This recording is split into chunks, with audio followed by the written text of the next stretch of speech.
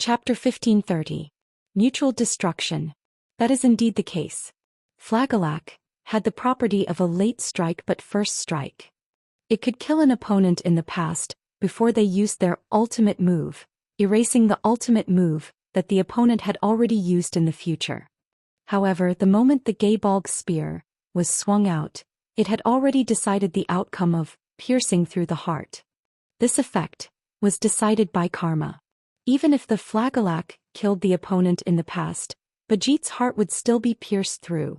If Wu Yan uses the Gaebolg and Bajit uses the Flagellac, both of their hearts will be pierced. The result will be mutual destruction. Of course, Bajit didn't think Wu Yan would say something like that because he's stupid enough to want to take her down with him. After all, Barzit's Flagellac, which should have been unstoppable, had lost its effect just now. Bajit doesn't know what method Wu Yan used to nullify the Flagellac.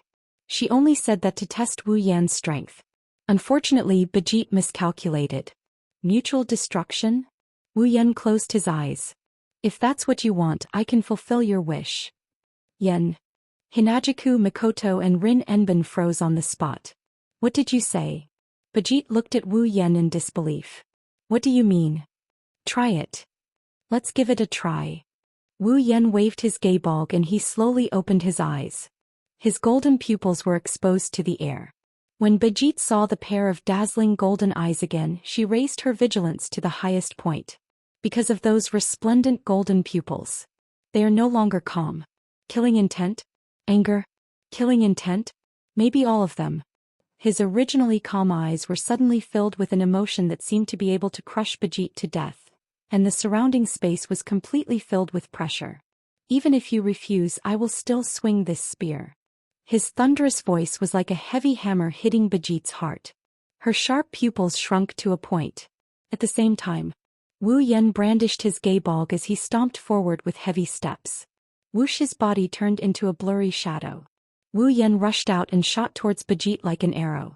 The spear of death piercing Gaebolg in his hand flashed past like a red lightning bolt, fiercely thrusting out. Seeing this scene, everyone present could no longer maintain their calm. That spear of death piercing Gaebolg was already brandished. No matter what happened next, the result of the Gaebolg being pierced through the heart was set. There was no way to avoid it. So, Bajit couldn't choose anything else. Since you want it so much. Looking at the scarlet spear tip rapidly approaching, Bajit revealed a look of anger. As you wish then. She clenched her fist tightly and raised it up.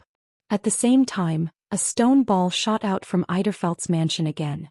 It spun in the air and landed on Bajit's fist. A strange airflow rose from the collision with Bajit's fist. It's late but it's first. A dense light flashed from the stone ball.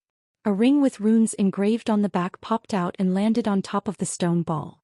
A delicate small magic circle appeared between Bajit's fist and the stone ball, supporting the stone ball and pushing it against Bajit's fist. Then there seemed to be something inside the stone ball wriggling, turning into sharp spikes. The spikes broke through the stone ball and poked out from the top, forming the body of a short sword. After a closer look, the stone ball turned transparent. The runes engraved on the back of the short sword also slid down. The short sword that poked out from the air also had runes engraved on it. Shining in an unknown arc, Bajit tried her best to raise her head against the awakened Flagellac, and stomped on the ground. She shot out like a cannonball and clashed with Wu Yan in the middle of the courtyard. Both of them were extremely close to each other. Their eyes were of different colors but they had the same cold glare and killing intent, telling everyone that they really wanted to kill each other. Then, War God / Flagellac. Death-piercing spear Gaebolg. Along with the release of the two sure-kill treasures, the scarlet spear tip that turned into a red lightning bolt and the sword blade that turned into a dazzling meteor-like phosphorescent light flashed in the air with irresistible force, and fiercely collided with each other. There was no deafening sound, nor was there any earth-shattering phenomenon. The only thing that reverberated in the air was an extremely clear ripping sound. Under the gaze of Hinajiku Mikoto and Rin Enbin, the two figures who met in the middle of the courtyard stopped at a distance of almost no distance. They lowered their heads and stopped in front of each other. However, Wu Yan's scarlet spear pierced through Bajit's chest and came out from her back. Bajit, who also had her head down, clenched her fists. Her fists were holding the ruined stone balls of various colors. Blood was dripping from her body, forming a small pool of blood under her body.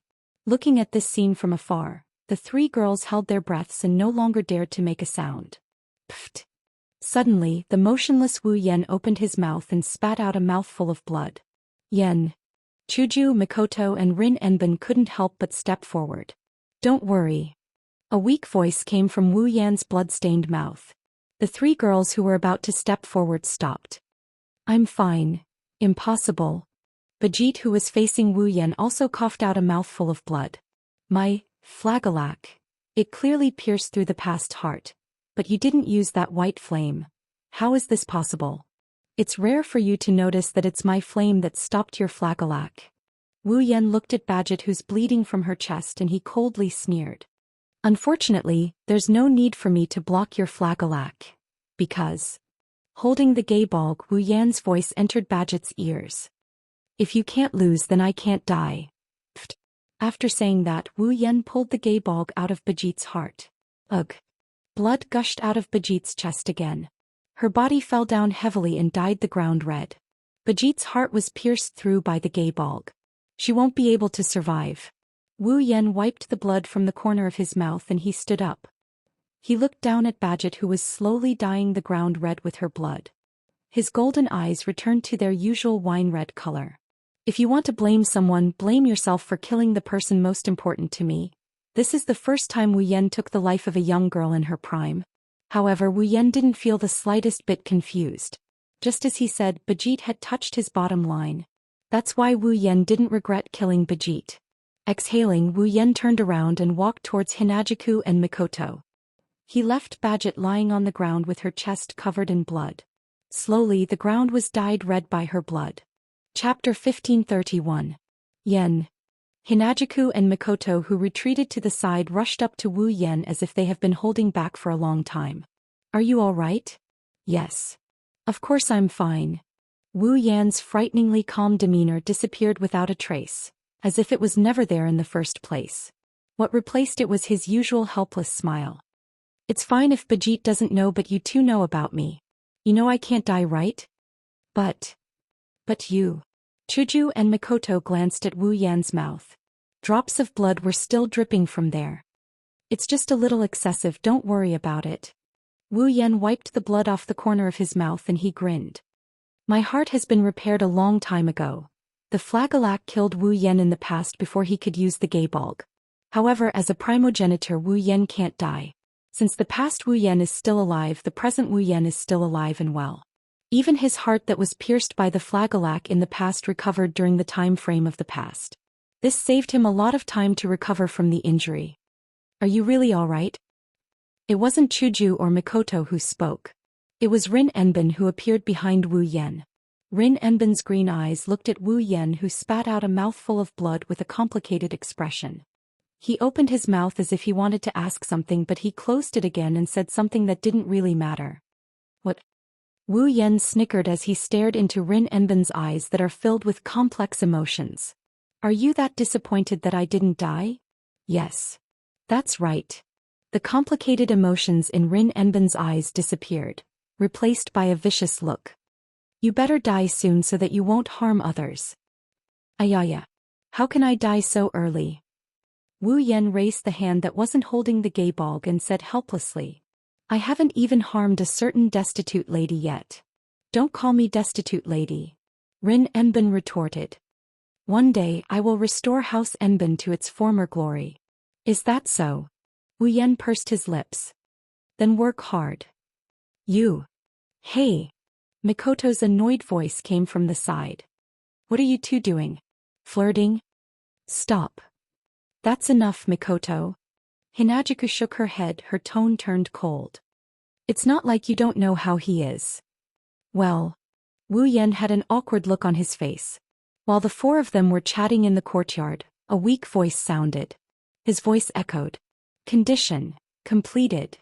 As this voice that was so weak that it was almost inaudible rang out, a vast amount of mana suddenly surged out from a corner of the courtyard, turning into a shockwave that spread out like a gale, blowing to every corner of the courtyard. Wu Yan, Chuju, Mikoto and Rin Enbin's expression froze.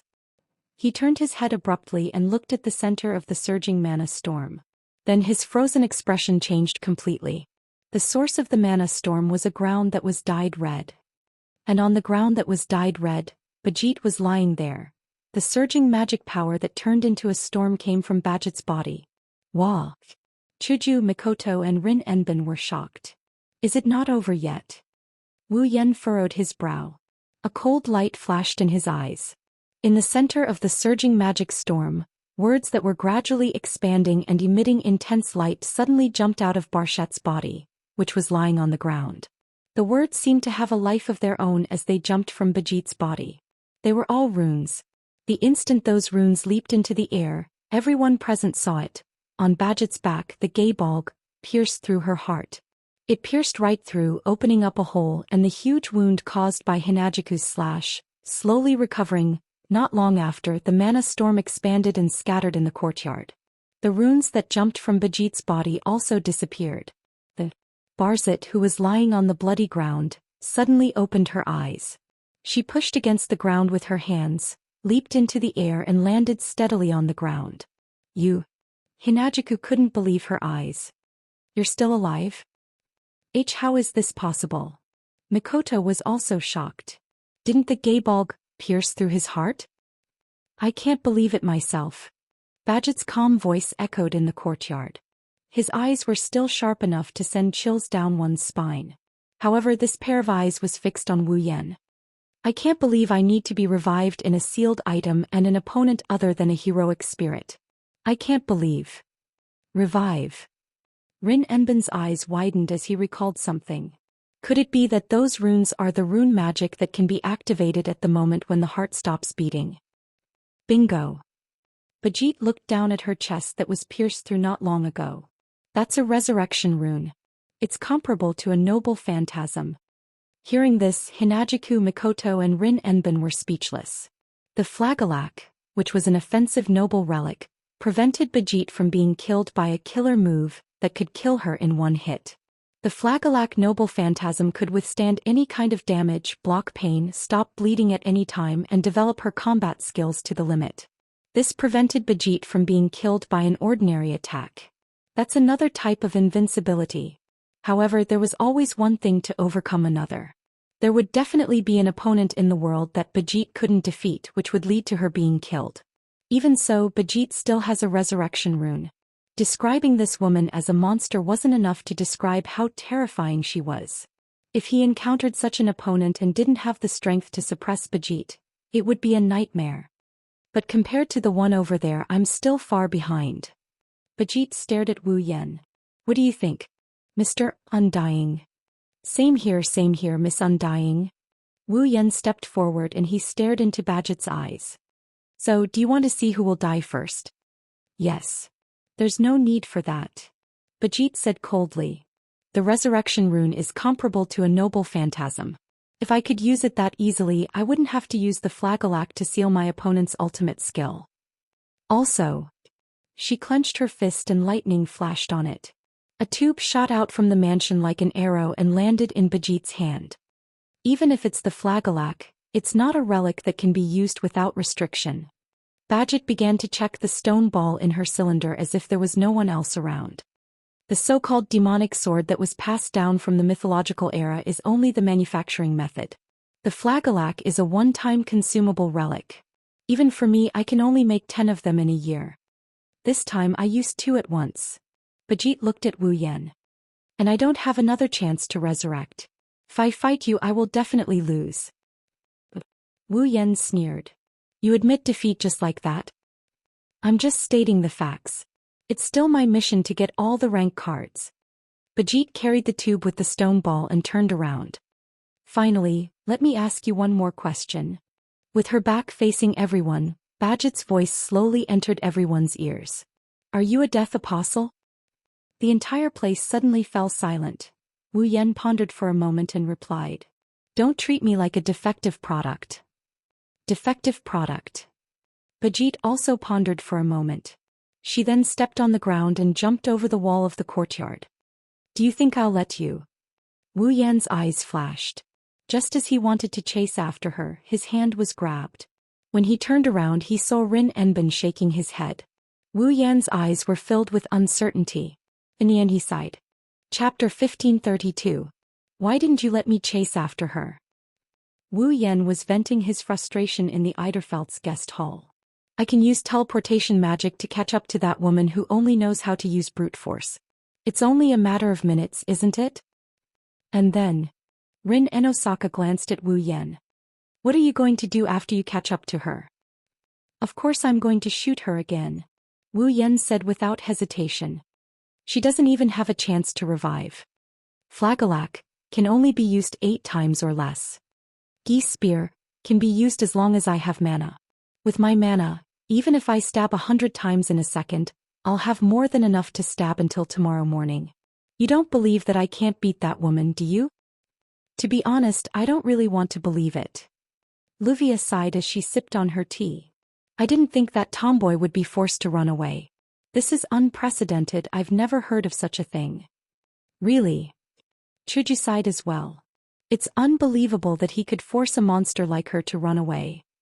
No matter where he goes, he's always on par with that berserker heroic spirit. Mikoto grumbled. If it wasn't for Yen, we would have had to run away. That woman is impossible to defeat. So why don't you just let me shoot that woman once every minute? Wu Yan insisted stubbornly. Why did you let her run away? If you really took care of Bajit, you guys would be the ones having a headache. Rin Enosaka rubbed his forehead. He pretended to have a headache. Killing the enforcer of the Magic Association seal is no joke, not to mention that Bajit is a combat expert on the front line. That's true. Luvia put down the cup of black tea in her hand. There are plenty of combatants in the Magic Association. Even if there aren't any monsters like Bajit, there are still plenty. If those weaker than her come after you like a swarm of bees, you guys can't do anything about it, right? That's true, Wu Yan said in a frustrated tone. I don't want to see that violent woman run away like that. What's there to be upset about? Rin Enosaka shook his head. Not only did you use up Bajit's flagellak twice, but you also killed her twice. He even killed her once. Didn't he hear Bajit say that only 10 flagellak could be produced in a year? It's going to take a lot of effort to use the resurrection rune again. What's there to be upset about? Against that tomboy to have such a battle record and not have any casualties at all. If news of this were to spread back to the Magic Association, the jaws of many higher-ups would drop, right? Luvia couldn't help but laugh. In any case, even if it's Bajit, she won't be able to find you again under such circumstances. At least she won't act rashly before she has the confidence to snatch the rank card from you. We can rest easy for a while. The problem lies with the cards. Rin Enosaka's headache got worse. Now, Bajit already knows that this man has 6 cards. She'll definitely target them. Moreover, Bajit has already found out that this man has 6 cards. Also, the fact that we lost the gunner and archer cards will be exposed. Once Bajit reports this to the Magic Association's higher-ups, they will know that we made a mistake. Luvia had a headache as well. That's bad. What's worse is that Bajit, who doesn't have the confidence to get the cards, will definitely go after the 7th card. Rin Enosaka said seriously. If Bajit meets Blackie, we'll be in big trouble. That's true. Chuju and Mikoto looked at each other. Looks like we have to tell Blackie not to use the archer ability for now. Troublesome things keep happening one after another. This is so annoying. Rin Enosaka hugged his head in frustration. When will these days come to an end? Sigh. Sigh. Luvia also sighed. At least before we solve the problem of the 8th card, we'll have to continue to worry. Oh right. Rin Enosaka suddenly remembered. Bajit's goal is to get all the cards. She should be targeting the 8th card as well, right? Yes. No. That woman doesn't know about the existence of the 8th card. Wu Yan rubbed his chin. Even the Magic Association can't detect the location of the 8th card. Only the Enosaka family, who is in charge of Fuyuki City, know about it. Bajit definitely doesn't know about the existence of the 8th card. Plus, Bajit didn't sense any distorted mana in Fuyuki City. She probably thinks that all the cards have been retrieved. Mikoto also analyzed. So, Bajit will try her best to find the 7th card. She won't think about the existence of the 8th card. But if that's the case, Blackie is still in danger. Chuju said worriedly. If Bajit knew of Little Black's existence with her decisiveness, she would definitely kill Little Black without hesitation, right? Now we can only try to stop Blackie from using the archer ability. Wu Yan pursed his lips. If that woman is really that ruthless, I won't care about the magic association or the trouble. I won't let her go. Only you can say something like that in front of Bajit. Rin Enbin bitterly laughed. He stole a few glances at Wu Yan. He looked like he had something on his mind. No one said that you can't keep a secret, right? Wu Yan rubbed his body against the chair he sat on when he saw Rin's expression. Just ask if you have any questions, don't worry about it in the end. That's the biggest loss. Just ask if you have any questions. Then he stared at Wu Yan. Rio mumbled as if he's in a dream. Are you a death apostle? Luvia's hand that was holding the teacup trembled violently. Hinajuku and Mikoto stopped what they were doing and even Wu Yan went silent. The entire guest hall seemed to have sunk into a swamp. The atmosphere was so heavy that even the air became sticky. Death apostle. They were vampires that lived on blood and specialized in sucking human blood. In this world, death apostles are widely recognized as the enemy of humanity. This was because not only did they feed on blood, but they would also turn humans who drank blood into their own kind, causing the situation to continue to spread without end. Many people who know of their existence see them as the enemy of humanity. They think that death apostles are the cause of humanity's destruction. Therefore, when death apostles are mentioned, almost no one will have a good impression of them. However, death apostles have extremely long lifespans. Their vitality is also stronger than most life forms. Most of them also have powerful abilities. They are not easy to deal with. Therefore, those who know of the existence of death apostles are both afraid and hateful. Because of this, Bajit and Rin and Osaka both suspected that Wu Yan was a death apostle. After all, even though his heart was pierced, Wu Yan did not die. Even his pupils turned into a bright golden color. This is not something a human can do, right? Even so, Wu Yan still gave the same answer. I am not a death apostle. Is that so? Rin and Osaka was silent. Obviously, he did not completely believe Wu Yan's words. Indeed, my existence is somewhat related to death apostles. Wu Yan looked at Rin and Osaka. His eyes were filled with determination. But don't treat me as one of those defective goods, okay? Defective goods? Rin and Osaka hesitated for a moment before asking. What do you mean by defective goods? At the end of the day, the first death apostles were nothing more than food for the primogenitors who had the urge to suck blood. Their blood was sucked dry by the primogenitors and they turned from humans into blood-sucking life forms similar to the primogenitors. Wu Yan scratched his cheeks. So, to say that death apostles are defective goods is not a bad thing, right? Ancestors. Death apostles. Rin and Osaka's face was filled with uncertainty. Could it be? Well. Wu Yan smiled meaningfully. You will know in the future. Rin and Osaka and Luvia looked at each other. Chuju and Mikoto did not know whether to laugh or cry. Chapter 1533. In order to prevent Bajit from targeting Xiaohei, Xiaohei was forbidden from using Archer's power. As for this matter, Xiaohei agreed without hesitation. According to Xiaohei, there was no reason for her to fight anyone now. She was quite satisfied with her current life and it didn't matter if she didn't use Archer's power. Moreover, not only did Little Black possess the power of an archer, it also possessed the ability to skip the entire process when it wanted to do something, thereby obtaining the result, the answer, and the ability to achieve one's wish to a certain extent. Without the power of an archer, Xiaohei's strength would be weakened to the point where he was weaker than Rin Enbin and Luvia. However, Xiaohei could still use magic spells like teleportation. With this ability, even if she couldn't fight Bajit, she could still escape. But just in case, Hinajuku and Mikoto let Wu Yan send Xiaohei to and from school, acting as the little girl's flower guardian. To put it simply, every day Wu Yan has to send Xiaohei to school and pick her up when she's done with school. As for when she was at school, he could only ask Ilya and Mikoto to keep an eye on her. Of course, Wu Yan also set up a telepathic spell and a defensive spell formation on Xiaohei. If anything happened to Xiaohei, he would be the first to know and rush over. This was the only way to prevent it. After all, no one knew what Bijit would do next and whether she would know that the 7th rank card was on Xiaohei. Once Bijit knew that Little Black had the Archer rank card, then with Little Black's strength, even if he could use the power of Archer, he would definitely not be a match for Bijit. It wasn't because Xiaohei was weak. It was because Bijit was too overpowered. According to Rin and Osaka, at this stage Wu Yan is the only one who can restrain this unkillable berserker.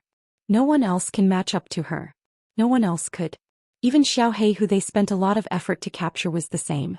Even Little Black seemed to be frightened by the description of Bijit. He sighed from the bottom of his heart, "I don't want to face such a woman even if I die." He obediently accepted Wu Yan's escort. Therefore Wu Yan was not only analyzing the class cards at home and studying the magic circles of the Holy Grail War. Every day he had to go out twice to escort Little Black to school and back home. It was almost time for Blackie to get out of school. Fuyuki City, private Suechuan Gakuin Primary School. Ding dong. The bell signaling the end of class was still ringing. God knows how many times it had rung. In the teaching building of the private Suechuan Primary School, the noise suddenly became intense. Not long after, children wearing uniforms and carrying school bags ran out of the teaching building in high spirits. They swarmed out of the school gate like a swarm of bees and scattered in all directions.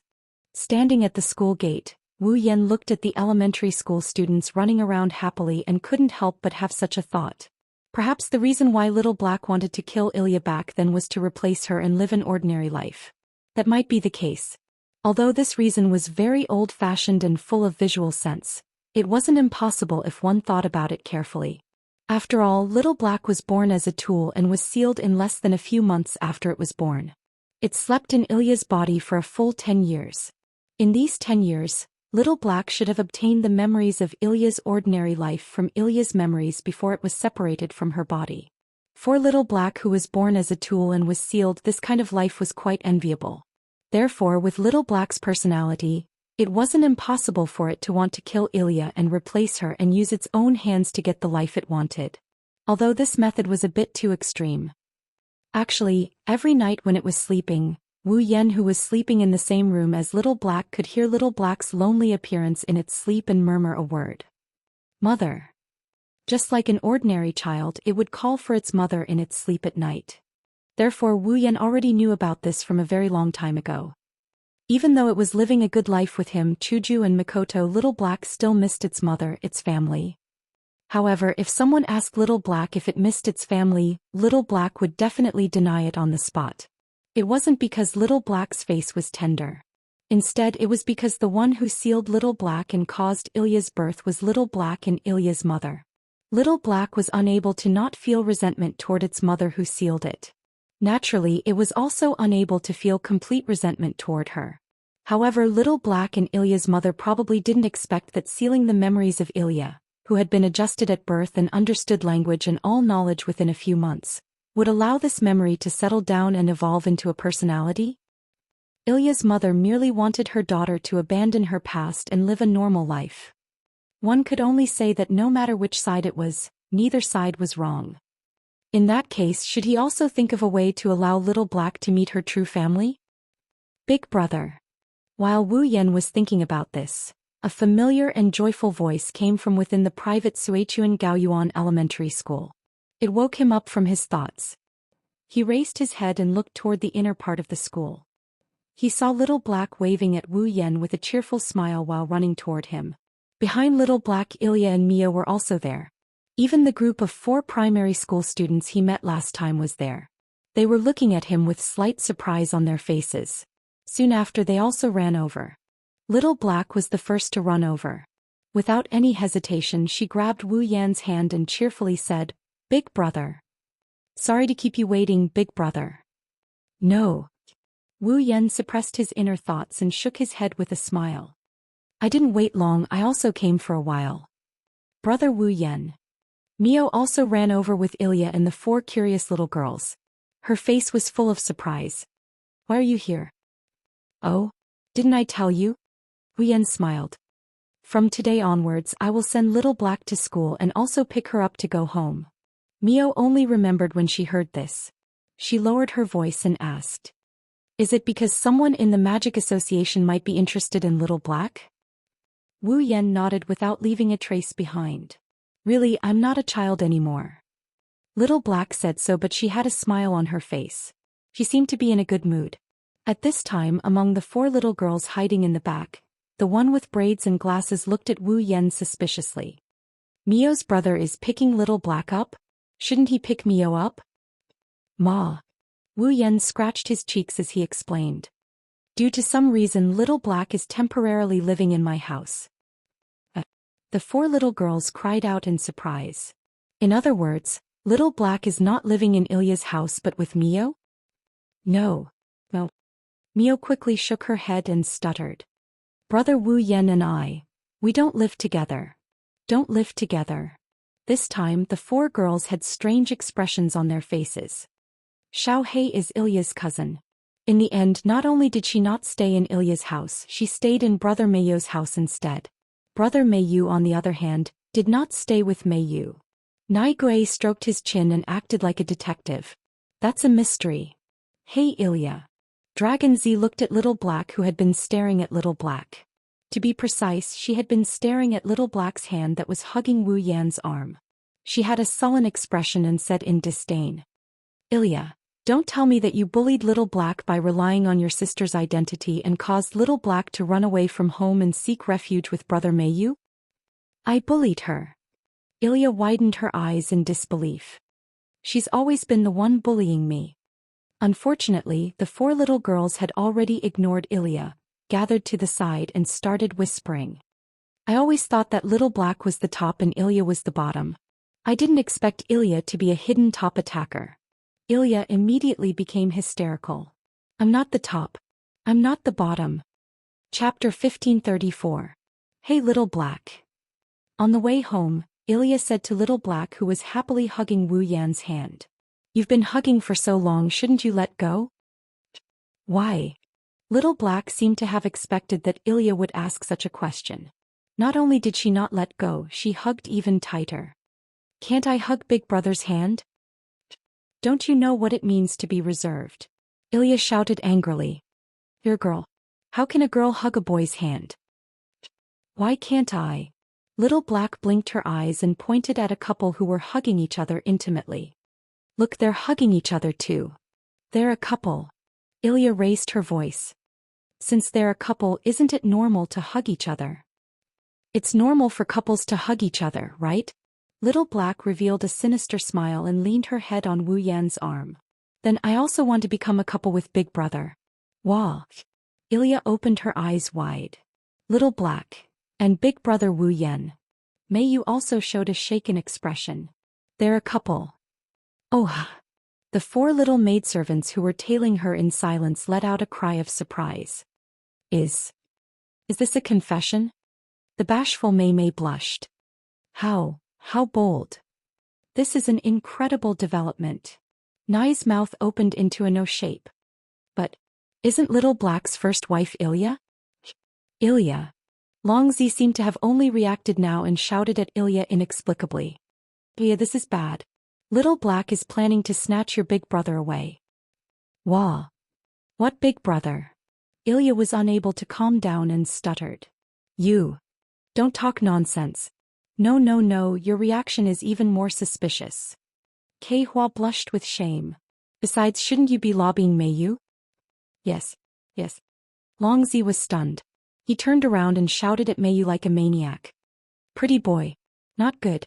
Your brother was snatched away by Ilya. I didn't snatch it away. It was Little Black. Little Black. Ilya felt powerless all over.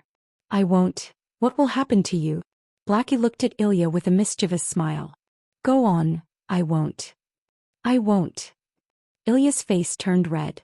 She was like a person who wanted to swear an oath but was afraid that it would be too effective. In the end, he lowered his head. Smoke rose from his head and he could no longer speak. Alright, you guys. Seeing this scene, Wu Yan also felt that it was inappropriate for him to remain silent.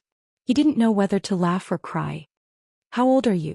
Were they going to talk about this now? Meiyu Gidge. Don't treat me like a child. Kei Hua pushed up her glasses. She proudly puffed out her flat chest.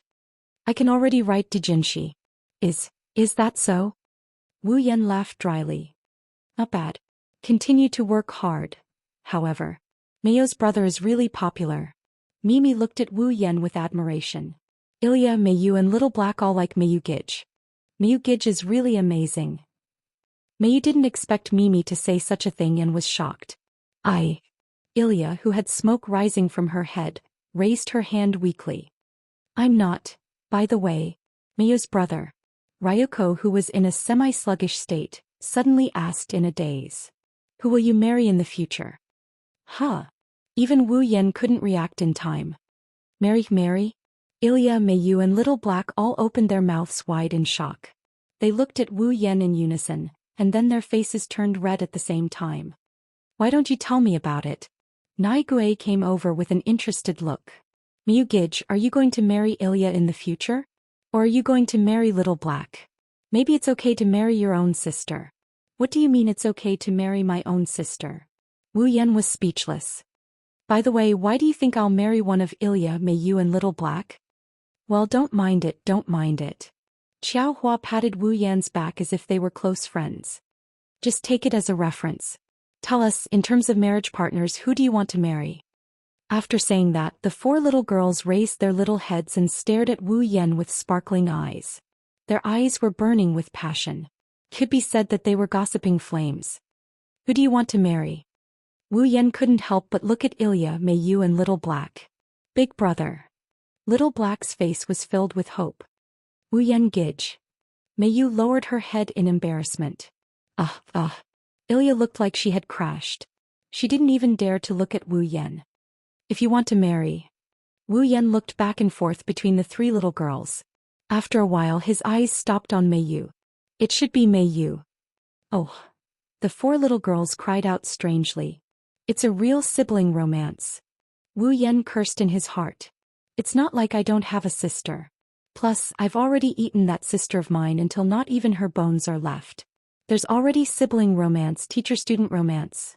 Brother. Yan. Mayo's pretty face couldn't be any redder. Even her ears were completely red. She couldn't speak clearly. It's actually Mayu. Ilya looked like she had suffered a blow. Big brother. Little Black raised her head and cried out pitifully. Why can't I? Well. Wu Yan avoided Little Black's gaze. It's because Mayu is the most worrisome. Worrisome?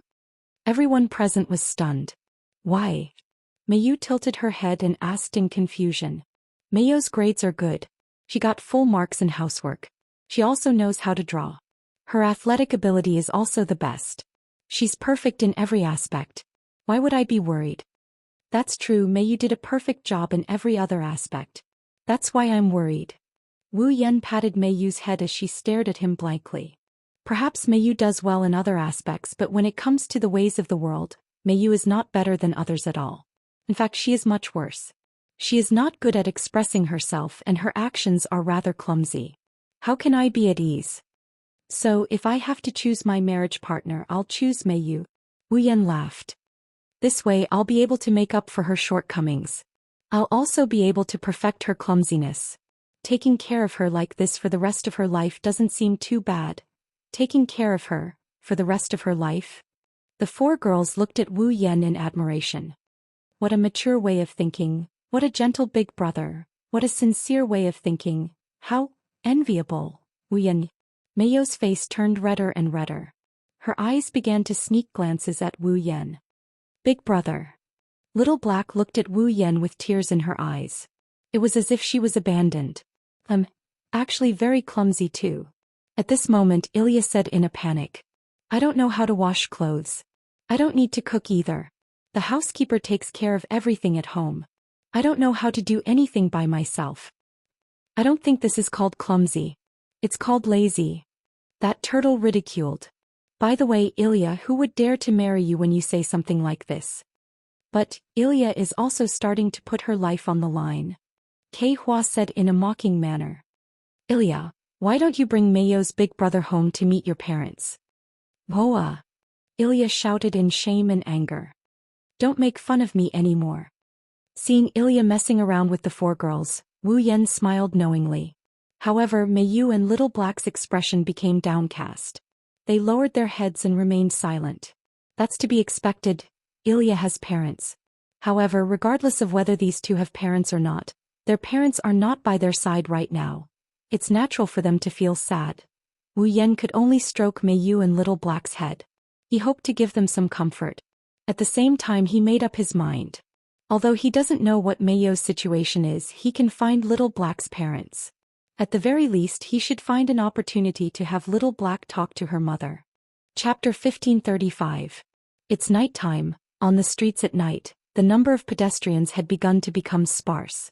The street lamps also operated normally, illuminating every corner of the street, bringing a rather beautiful night scene.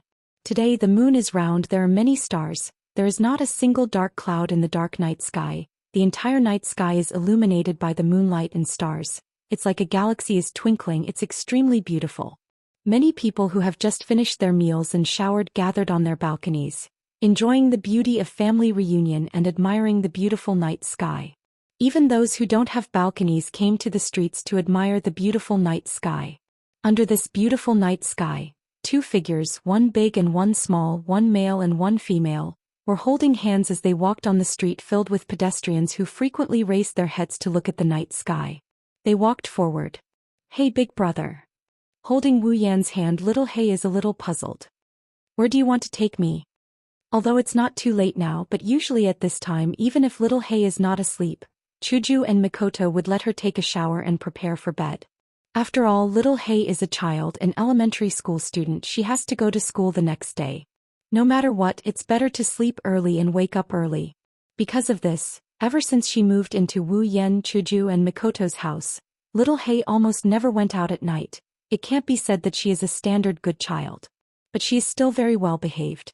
During the day, during the holidays, it's not that Little He didn't ask Wu Yan, Chuju and Mikoto to take her out, but she never did at night. Today, after dinner, before Hinajuku and Mikoto could instruct him to take a bath, Blackie was brought out by Wu Yan with a mysterious smile on his face. Little He doesn't know where Wu Yan is going to take her. Along the way, Little He asked more than once about this matter, but every time, Wu Yan just smiled perfunctorily. How could Xiao He, who had a rather wild personality, not be puzzled? Of course, Little He didn't think that Wu Yan would do anything to harm him, so even if he was puzzled, Little He still followed Wu Yan obediently. Well, with the same perfunctory smile on his face, Wu Yan still said the same sentence that he had said countless times. "You'll know later." All right.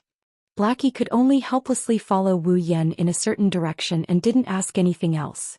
Passing through the scattered areas, the two of them arrived at an alley that was slightly dimly lit. After turning a few corners, they finally entered another street.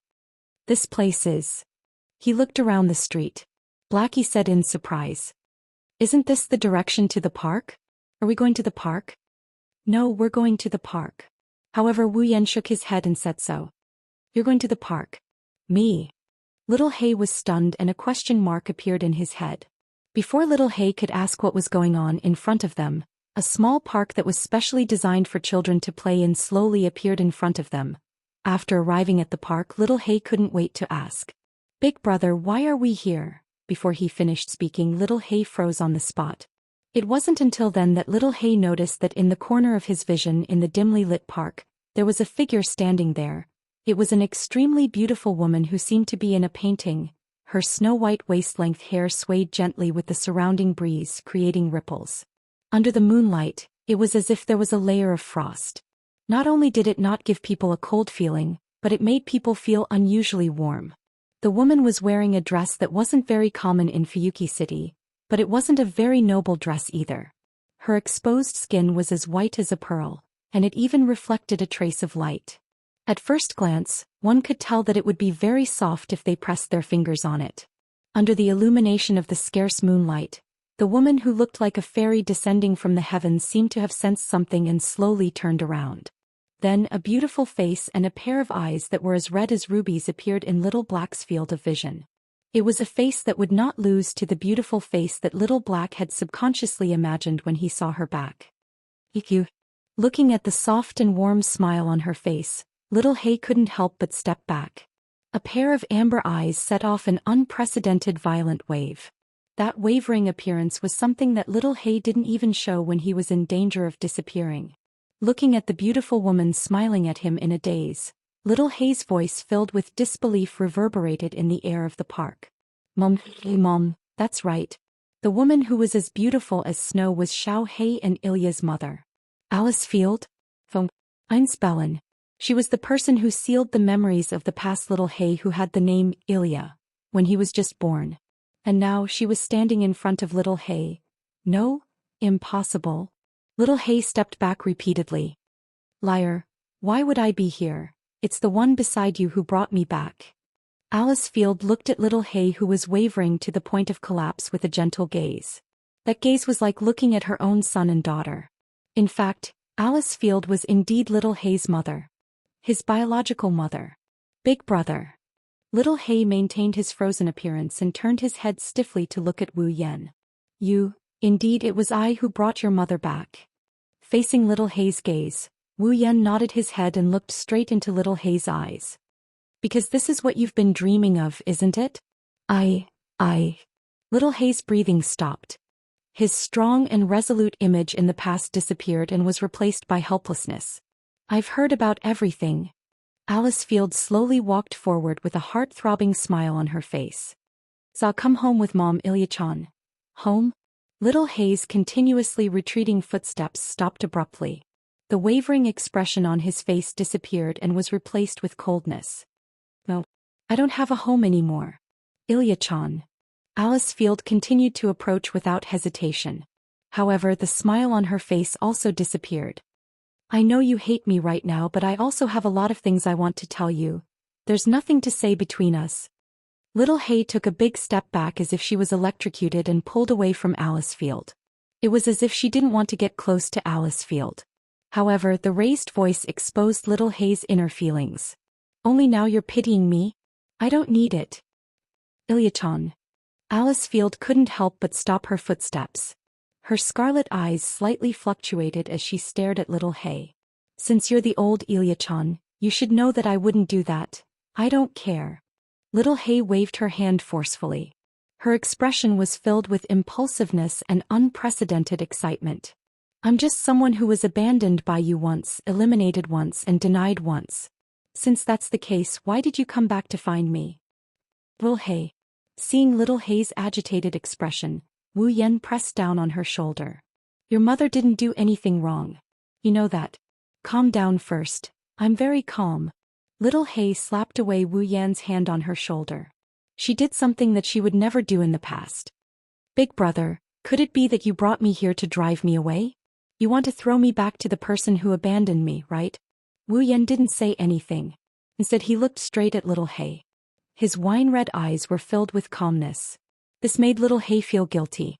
Little Hei knew that Wu Yan wouldn't think that way. However, little Hei didn't have the strength to control her emotions.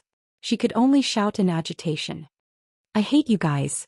After saying this, Little Black ran away without looking back. Alice Field wanted to chase after her but was stopped by Wu Yan. Can you please go back first? Wu Yan shook his head at Alice Field. Little Hei is more agitated than I thought. So leave that side to me. Alice Field opened her mouth and looked at the direction little Hei ran in. After a long time she nodded. Then I'll have to trouble you. Chapter 1536. Bam. The door to the living room was violently opened. Blackie lowered his head and rushed into the living room. Blackie. In the kitchen, Chuju was wearing an apron and washing the dishes. She didn't notice anything wrong and greeted him as usual. You're finally back. I was wondering where you were planning to go. Go wash up. Unfortunately, before Hinajiku could finish her sentence, Little Black rushed across the hall in a frenzy. Ignoring Hinajiku's words, Little Black rushed into his and Wu Yan's room and slammed the door shut. Bam. The sound was loud enough to shake the entire ceiling, startling Hinajiku. Mikoto, who was watching TV, also noticed that something was wrong. What's wrong? Mikoto stood up from the sofa. What's wrong? I don't know. Hinajiku panicked. Ignoring the utensils being washed, she ran out of the kitchen and knocked on the door. Blackie. What's wrong? What's going on? Mikoto shouted at the door. Come out first, Blackie. However, the tightly shut door shut Chuju and Mikoto out. It was as if there was a barrier between them and Blackie. There wasn't a single sound coming from inside. Hinajuku and Mikoto, who were standing by the door, looked at each other with a worried expression. Not long after, the door to the hall opened again. Wu Yan walked in from outside, attracting the attention of the two girls who didn't know what to do. Yen. Chuju and Mikoto called out, wanting to say something. Wu Yan raised his hand and stopped them from speaking.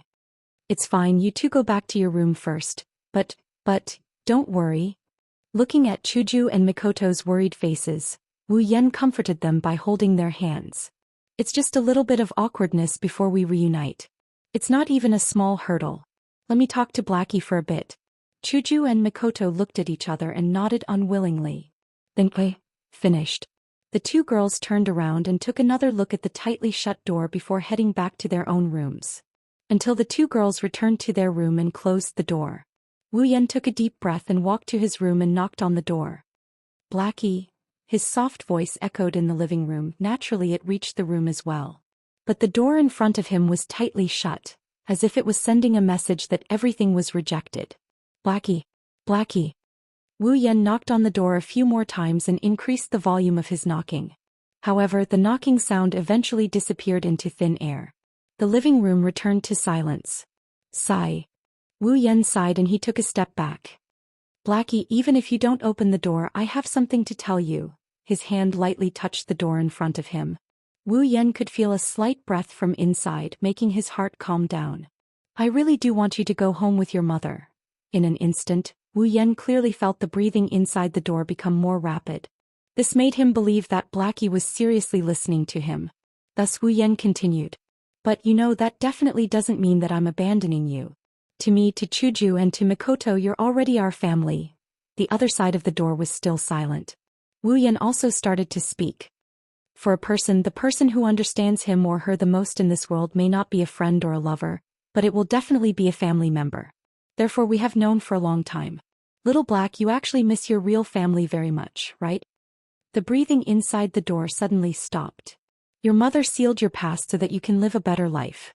Not only did she not intend to abandon you, she's also expressing her love for you. Whether it's Blackie or Ilya, they're both. Wu Yan lowered his voice. I don't believe that you don't understand. His voice fell. After a long time, a voice finally sounded from the tightly shut door. Then why can't I? Blackie's dejected voice entered Wu Yan's ears. I also yearn for an ordinary life. I also want to thank my mother who wanted to bring this to me. But why must she seal me who has my past memories? Can't I live a normal life just because I have these memories? The magic world is a bloody and crazy world, and you're a sacrificial lamb created by this crazy world. Wu Yan spat out a ruthless yet reasonable truth. If it's you, would you be willing to let your children live in this world with the idea that they're a tool? Even if that's the case, I'm still inside, am I not? Blackie's voice became agitated again. To my mother, perhaps she only wanted to give the original me a new life. However, the abandoned memories gained a personality and became me. In the end, the one who gained a new life was Ilya and I became an abandoned person. Isn't that right?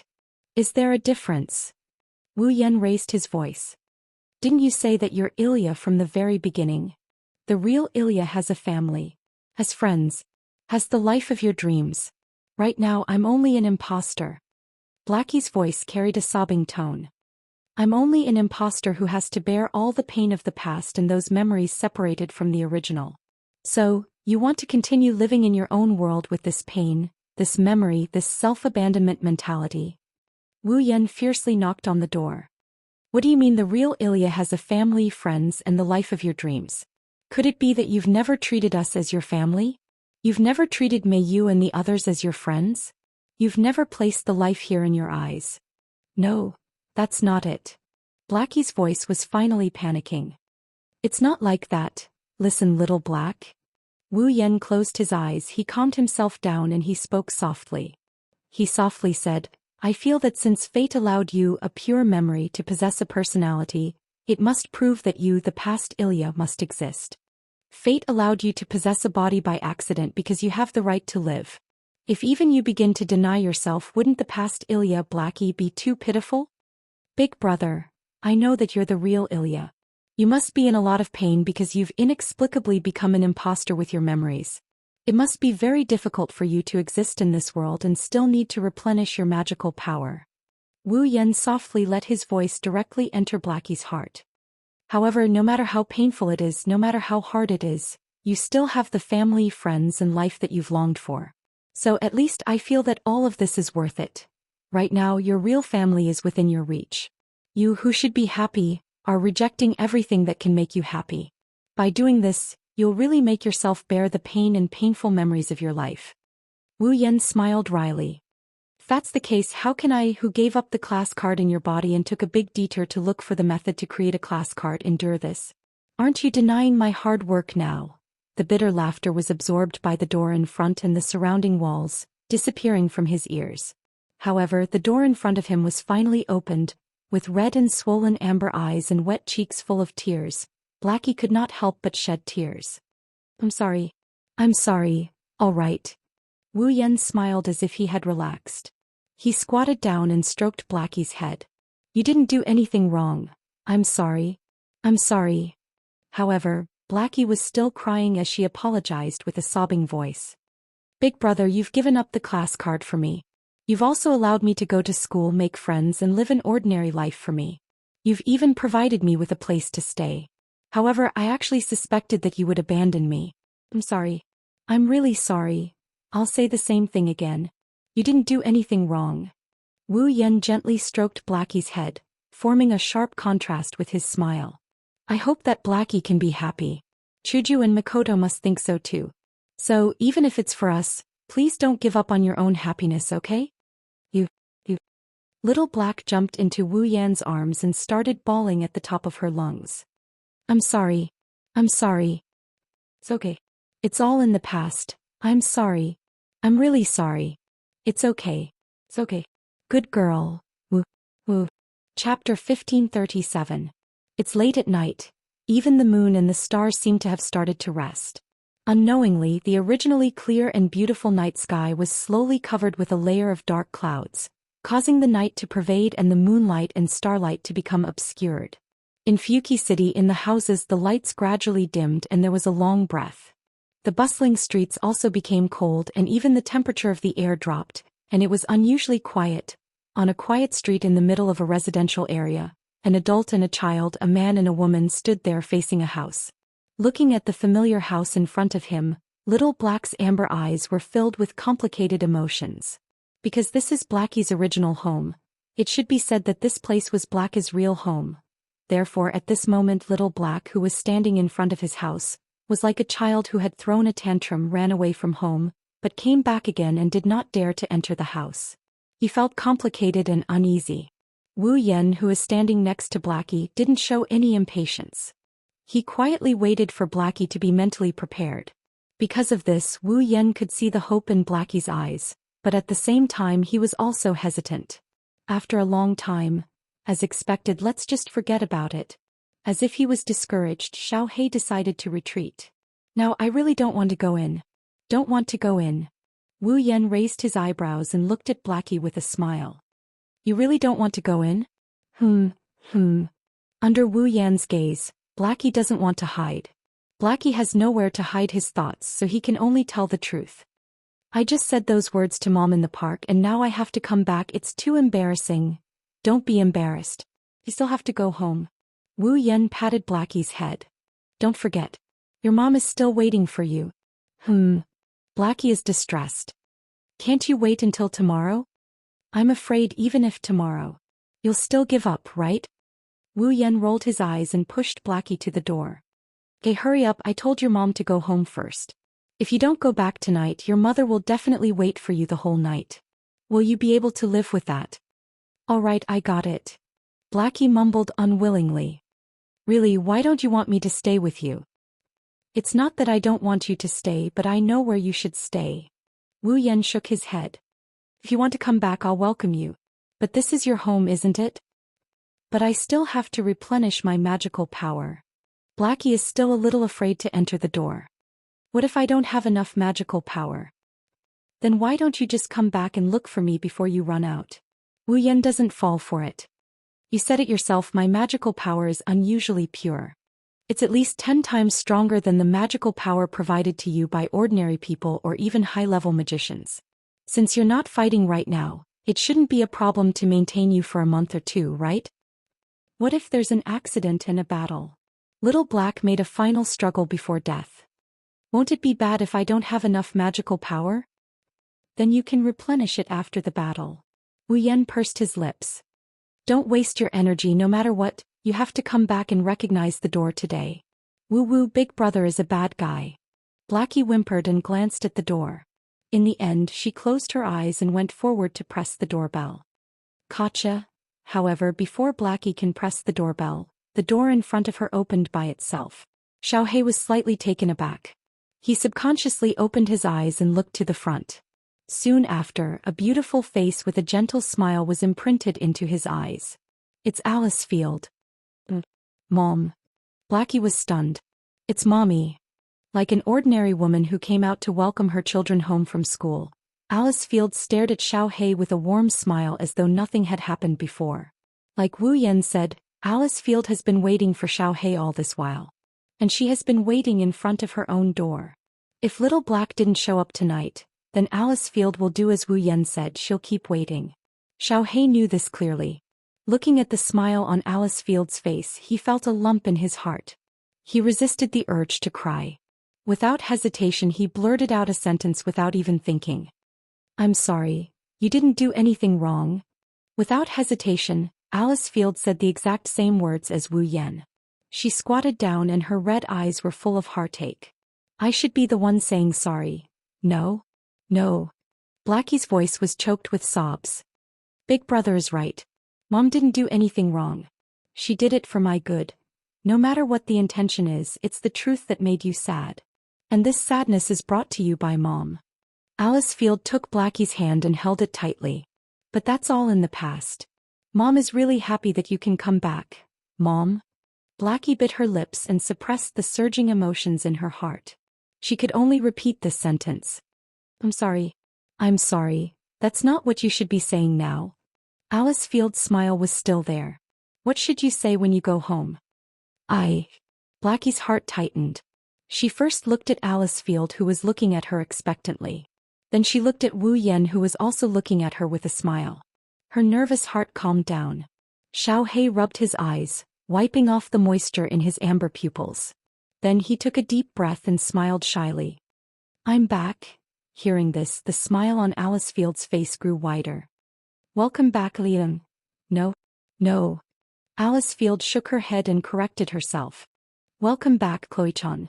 There was no need for words. Under the moonlight, the mother and daughter hugged each other tightly in front of the entrance. Looking at this scene, Wu Yan smiled and quietly left. Brother Wu Yan. Mei Yu, who was wearing a maid uniform, stood in front of the gate of the Eiderfeldt's courtyard. She looked at Wu Yan and asked softly, Blackie, are you home? I'm home. Wu Yan retreated to Mei Yu's side and looked at the mother and daughter hugging in front of the gate. I'm finally home. So it's like that. Mei Yu's beautiful eyes rippled slightly as she spoke in a low voice. That's good. Wu Yan glanced at the silent Mei Yu and reached out to touch her little head. What's wrong? I'm not. Feeling the hand caressing her head, Miyuki felt reassured. She closed her eyes and rubbed her head against Wu Yan's palm. I'm just thinking about what it's like to have a mother. The hand on Mei Yu's head paused for a moment and then unnoticeably returned to normal. Wu Yan squatted down. Since you have an indescribable past, then don't think about it anymore. Just like Blackie, carry the painful past and live happily. Carry the painful past and live happily. Mei Yu murmured. She was a bit absent-minded. Although I don't know what Mei Yu's real family is like and what's the situation now. Wu Yan looked forward again. His soft voice gently entered Mei Yu's heart. But now, as long as you're happy, it's fine. Otherwise, I'll be sad, Wu Yan. Mei Yu couldn't help but lean her petite body against Wu Yan. Wu Yan took the opportunity to pull Mei Yu into his embrace as he listened to Mei Yu, who buried her head in his chest. I'm very happy now, is that so? The hand on Mei Yu's head turned into a light pat on her back. Wu Yan laughed in satisfaction. That's good. Under the night sky, on a small residential street, a mother and daughter, A man and a woman embraced in front of two completely disproportionate houses. They welcomed the moonlight from the sky and felt very warm. Chapter 1538. At the same time Rin Enbin arrived at the edge of the river under the bridge. Looking at the red brick road in front of him and the neatly arranged street lamps on both sides, illuminating the bright red river bank. The river flashed with light as if it was leading to a sacred temple. Rin Enbin's green eyes revealed a trace of caution. Rin Tobasaka took out his phone from his bag and opened an email.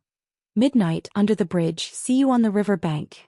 Rin Enbin received the email before the sun went down and he was still investigating the situation of the 8th rank card in the underground cave of Yuzhong Mountain's Ludong Temple. There were only 11 words in the email but there was no sender's identity. Even the phone used to send the email was from an unknown number. This proved that the person who sent the email to Rin Enbin wasn't someone he knew. Under such circumstances Rin Tobasaka still came alone, which was a very stupid thing to do. If this email was a normal spam or scam email then it's fine. Rin Enbin is a magician after all, he can handle it alone. However, if the sender was an unknown magician, then there was no guarantee that there would be no danger at all. Even so, Rin Enosaka still came alone. He didn't tell Livia or anyone else that he was coming. He had completely hidden it from everyone else. Rin Enosaka could roughly guess the identity of the person who sent him this email. Rin Enbin put away his phone and put it back into his bag. He looked up at the bright red riverbank and stepped into this place that was likely to become a place of trouble. He walked forward. The riverbank is very quiet at night. No one would be stupid enough to come here at this time. The riverbank is quite far from Fuyuki City. It's close to the suburbs, so no one would come here at this time. This makes the riverbank look eerie at night. It's terrifyingly quiet. Inside the space, the only sound. It was the sound of flowing water in the nearby river. Rin Enbin kept looking around trying to find the person who had asked him out as he walked forward. After walking for about 10 minutes, Rin Enbin still didn't find his target. Rin Tobasaka stopped in his tracks and scanned the surroundings before he suddenly spoke. Don't worry, I'm the only one here. The crisp and sweet voice echoed above the riverbank. It mixed with the sound of flowing water. It quickly spread out and was drowned out by the continuous sound of flowing water. Rin Enosaka stayed where he was, not moving at all. It was as if he was certain that the other party was there, and he continued to scan the area. At a certain moment, the sound of light footsteps could be heard. Rin Enbin immediately looked at the source of the sound without hesitation. A figure slowly walked out from behind a street lamp by the riverbank. With clear footsteps, he exposed himself to the light and Rin Tobasaka's vision. It was a short-haired beauty with a straight back wearing a man's suit. Her face was full of determination, and her eyes were incomparably sharp. There was a faint trace of indifference and ruthlessness. So it's you. Rin Enbin stared at the slowly approaching figure. Bajé, it's Bajé? Furka? Mark Remitz? I didn't expect you to come alone. Bajé said expressionlessly. As a member of the same organization, I admire your courage, but as a magician I can only say that it's a bit stupid. Same here. Rin Enbin didn't back down and mocked her. You clearly know that I have a natural enemy on my side, but you still sent me an email and asked me out. Aren't you afraid that I'll bring that man with me? He's still holding a grudge about the last time you ran away in such a sorry state until now. You don't have to worry about that. Bajé said coldly. Even if I have to fight that unknown person again, I don't think I'll lose. Oh? Rin Enbin raised an eyebrow. Are you sure? I'm confident. I'm confident. Bajé muttered. Even if I can't win. Either way, you're all monsters. Rin Hosoka curled his lips impatiently. Let's stop chatting. Tell me why you asked me to come here. As a member of the same organization, you've heard of me. You should know what I'm here for, right? Bajé's gaze sharpened as she stared at Rin Enbin. What's the matter with the rank cards? What? I want to ask about the rank cards? Just like what Badget said, Rin responded without any surprise. The whereabouts of the 7th rank card? Or the Lancer rank card? Why is it in someone else's hands? All of them. Both. Badget frowned. I even suspect that not only the Lancer card, but even the Archer card has fallen into someone else's hands, which is that man's hands, right? You're right, you're right. Rin Enosaka admitted. The Lancer and Archer cards have indeed been snatched away. So if you're thinking that I have the 7th card and that's why you asked me out, I'm afraid you'll be disappointed. Hearing this, Bajit lowered her head and didn't say anything. After a while she said in a deep voice, "Don't worry." "But why?" Rin Enbin looked at Bajie suspiciously. "What do you mean by why?" "Why? I don't care if you have the 7th rank card or not. Since the Lancer and Archer rank cards were taken by that man, why do you look like you're on good terms with each other?" Bajit tightened the strap of the cylinder in her hand. "Can I take your actions as betraying the magic association?" "What?" "In other words," Rin Enbin sneered, "Lord Enforcer of the Seal, are you trying to clean up the traitor for the sake of the magic association?" "Yes." "It has nothing to do with me whether you betrayed the magic association or not." Bajie shook her head. "It doesn't matter if you betrayed the magic association or not, it won't affect my mission. Therefore I won't interfere." "What do you mean?" This time it was Rin Enbin's turn to frown. "You're saying you won't report this to the magic association?" "Yes. I won't report anything that has nothing to do with my mission to the association." Speaking up to this point, Bajit turned around and looked at Rin Tosaka coldly. "However, it's a different story if it's related to my mission. You just want to get information from me, right?" Rin Enbin shrugged helplessly. "Information on the 7th rank card. I have no intention of reporting this to the association, but I hope you can give me what I need," Bajie said without any change in her expression. "Give me the information on the 7th rank card. This might be the last time we meet." "A deal." Rin Enbin sneered. "As expected of the Magic Association, you're willing to do anything to complete your mission." Bajie didn't say anything, she just stared at Rin Enbin like a lion staring at its prey. Rin Enbin knew what was going on. If he didn't give Bajie the information on the 7th rank card, Bajie would have charged at him. He was truly a madman. Rin Enbin smiled bitterly and gave an answer. "The 7th rank card hasn't been recycled yet." "Are you messing with me?" Bajie's eyes turned cold. "There's no longer a source of distorted mana in Fuyuki City, right?" "Yes. That's because this rank card is on the main branch of the ley line," Rin Enbin said without changing his expression. "That's a corner of the main trunk of the ley line that even the Magic Association can't detect. Over there, the distorted mana emitted by the rank card has mixed with the mana of the ley line. Coupled with the depth of the ley line, no one can find its location except for House Enosaka, the miner of the ley line. The main branch of the ley line." Bajie clenched her teeth. The place returned to silence. "Phew." Bajie exhaled after a while. "Let's make a deal." Chapter 1539. Retrieving the 8th rank card with Bajit? Everyone had gathered in the Eiderfeld residence's guest hall. Cries of surprise filled the entire space at the same time. "What's going on?" Wu Yen, who was sitting at the head of the table, asked Rin Enbin, who was standing at the head of the table. "How did Bajit know about the existence of the 8th rank card? Aren't you the only one who can detect the veins of the earth?" "Yes. So, I'm the one who revealed the existence of the 8th rank card to Bajit." In front of everyone present, Rin Enosaka said something that shocked everyone. He even had a devilish smile on his face. Of course, Bajit didn't know about the 8th rank card. She thought the 8th rank card was the 7th rank card. She thought the 8th rank card was the 7th rank card. Everyone looked at each other in dismay. "Rin, don't keep us guessing," Blackie said with dissatisfaction. "What's going on?" "What? Who do you think I'm doing this for?" Hearing Xiao Hei's dissatisfied words, Rin Tozaka knocked Xiao Hei's head hard, causing Xiao Hei to cry out in pain. "It's because of you that I revealed the existence of the 8th grade card. Because of me." Little Black, who was hugging his head, was slightly taken aback. "Because of Blackie?" Many of the young ladies were also puzzled. Wu Yen was the only one who asked with uncertainty. "Is it because you want Bajit to change her target to the 8th rank card?" "Correct. Correct." Rin Enbin snapped his fingers. "That's why Barget thought it was the 7th profession card when I told her that the 8th profession card was in the depths of the underground." "I'm starting to understand." Mikoto nodded. "Because Bajit has been looking for the 7th rank card in Fuyuki City, she's likely to target Blackie. So if Bajit thought the 7th rank card wasn't retrieved yet and it's deep underground, then Bajit wouldn't look for the 7th rank card. She wouldn't be able to target Blackie. It's not just Bajit. Rin Enbin nodded with a serious expression. Master once said, there are many people in the Magic Association who are eyeing the 7th rank card. This time someone sent Bajit. Then the next time the other higher-ups will also send people to plunder the rank cards. And they might also target Blackie, right?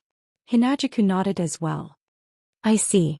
You want the people from the Magic Association to mistake the 8th card as the 7th card so that Xiaohei can escape the danger of being targeted, right? Yes. I can't say that Blackie is completely free from the eyes of others. Rin Enbin sighed. After all, Xiaohei has the power of an archer in his body. Once Xiaohei uses the power of an archer, he will still be exposed. If that's the case, why don't we just let Bajit wander around Fuyuki City looking for the 7th rank card? Luvia said in an annoyed tone. You're going to expose the 8th rank card like this. Won't we have one more powerful enemy when we retrieve the card? But I can also guarantee that there will only be one strong enemy and no more. Rin Enbin turned around and took out a piece of paper from his bag and spread it on the table. Take a look at this. Hearing Rin Enbin's words, everyone focused their attention on the paper. On that piece of paper, the names of the people were listed in a row. This is... Luvia was shocked. Isn't this a list of the higher-ups in the Magic Association? A list of the higher-ups in the Magic Association. Everyone turned to look at Rin and Osaka in confusion. This is the list Bajit gave me. Rin Enbin smiled. To be precise, this is the list of the higher-ups in the Magic Association who are eyeing the rank card. The list of the higher-ups in the Magic Association who are eyeing the rank card. Wu Yan took the list from the table. Why did Bajit give you this list?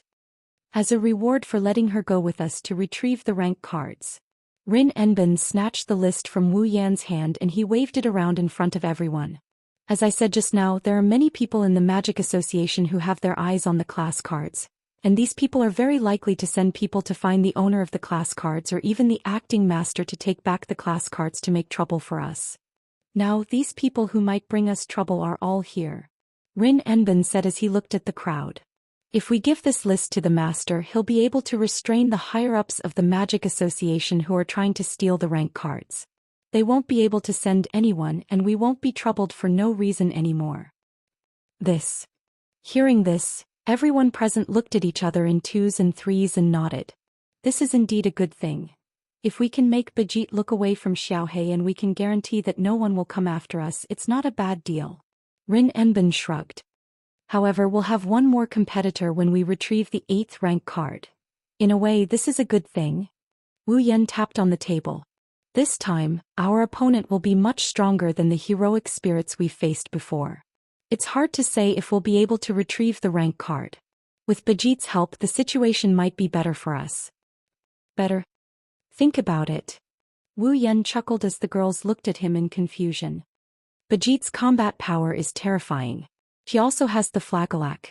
She's almost invincible against the heroic spirits who use their noble phantasm as their last resort. With her around, it'll be much easier to retrieve the 8th rank card. Wait until Bajit defeats the heroic spirit with her Flagelak and gets the 8th tier card. One day she will come looking for me, the one with the other tier cards. Wu Yan snickered. By then I'll be able to snatch the rank card from Bajit. It'll be much easier to deal with than an unknown heroic spirit. The girls rolled their eyes when they heard this. However, Wu Yan's words are accurate. Compared to the heroic spirit that they had no idea about but was sure to be stronger than the heroic spirits they faced before, it was much easier for Wu Yan to deal with Bajit. After all, Bajit's Flagelak couldn't kill Wu Yan while Wu Yan could kill Bajit with his noble phantasm. He was Bajit's natural enemy. If that's the case, Xiaohei won't be able to fight as well, right? Chuju glanced at Xiaohei. Once Xiaohei fights, the fact that she has the archer rank card will be exposed. Huh. Xiaohei slumped on the table in disappointment. What's going on? No. It's not just Xiaohei. Wu Yan said. Other than me, Chuju and Mikoto, the rest of you won't have to fight. Other than Hinajiku and Mikoto, the rest of the girls were all shocked. Why? Because it's too dangerous. Wu Yan said without hesitation. You know that our opponent this time is much stronger than the heroic spirits we've faced before. Your combat power is severely lacking, right? Rin, Ruvia, Iria, and Mio were speechless at Wu Yan's words. I know you guys want to join the battle, but the problem is no longer about how to retrieve cards. Instead, you need to figure out a way to get the mana stuck on the main branch of the ley line to make sure the ley line is in chaos. Wu Yan said in a serious tone. As for this matter, it's enough for us to handle it. Think so too. Mikoto agreed. The level of the battle this time is too high. If you guys fight, it'll affect the outcome. So, if it's possible, you guys should be our backups. For the sake of the big picture, please forgive us. Chuju comforted Iria, Mio, and Xiaohei. It's for your own good. Rin and Osaka and the others fell silent. I have to say this is the best way. Rin Enbin sighed. We have no choice but to be the backups. That's right. Wu Yan stood up and looked out the window. Next, we just have to wait for the underground tunnel to be completed. Chapter 1540. So this is where the 8th rank card is? On a beach near Fuyuki City, Wu Yan looked at the construction site surrounded by walls. He listened to the noises coming from the construction site and he said with admiration.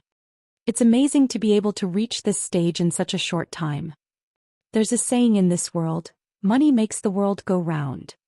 Luvia covered her mouth with a hand and laughed out loud. If you throw in the money, you can shorten the project to a satisfactory level.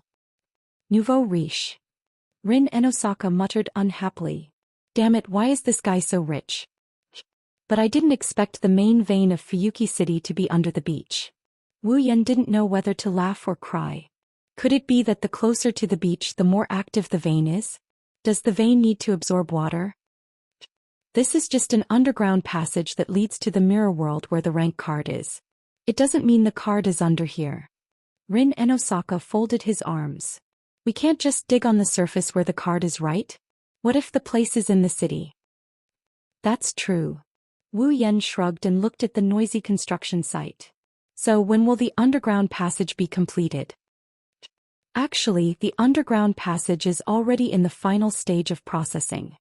Luvia said seriously. Tonight. We'll be able to get to the place where the card is. Tonight, huh?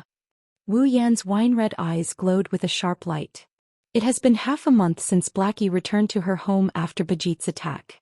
In this half a month, everyone lived an ordinary life that was completely uninvolved with troublesome matters. It could be considered as an adjustment before the war. Since only Wu Yan, Chuju, and Mikoto were going to fight, Ilya, Mio, and Blackie were forbidden from getting involved in the retrieval of the rank card and returned to their normal lives. That is to say, even if the underground passage is completed tonight, Ilya, Meiyu, and Xiaohei wouldn't come over either. On the other hand, Rin Enbin and Luvia would come over. This could be considered as preparation work for Wu Yan, Chuju, and Mikoto, as well as taking care of the aftermath of the battle.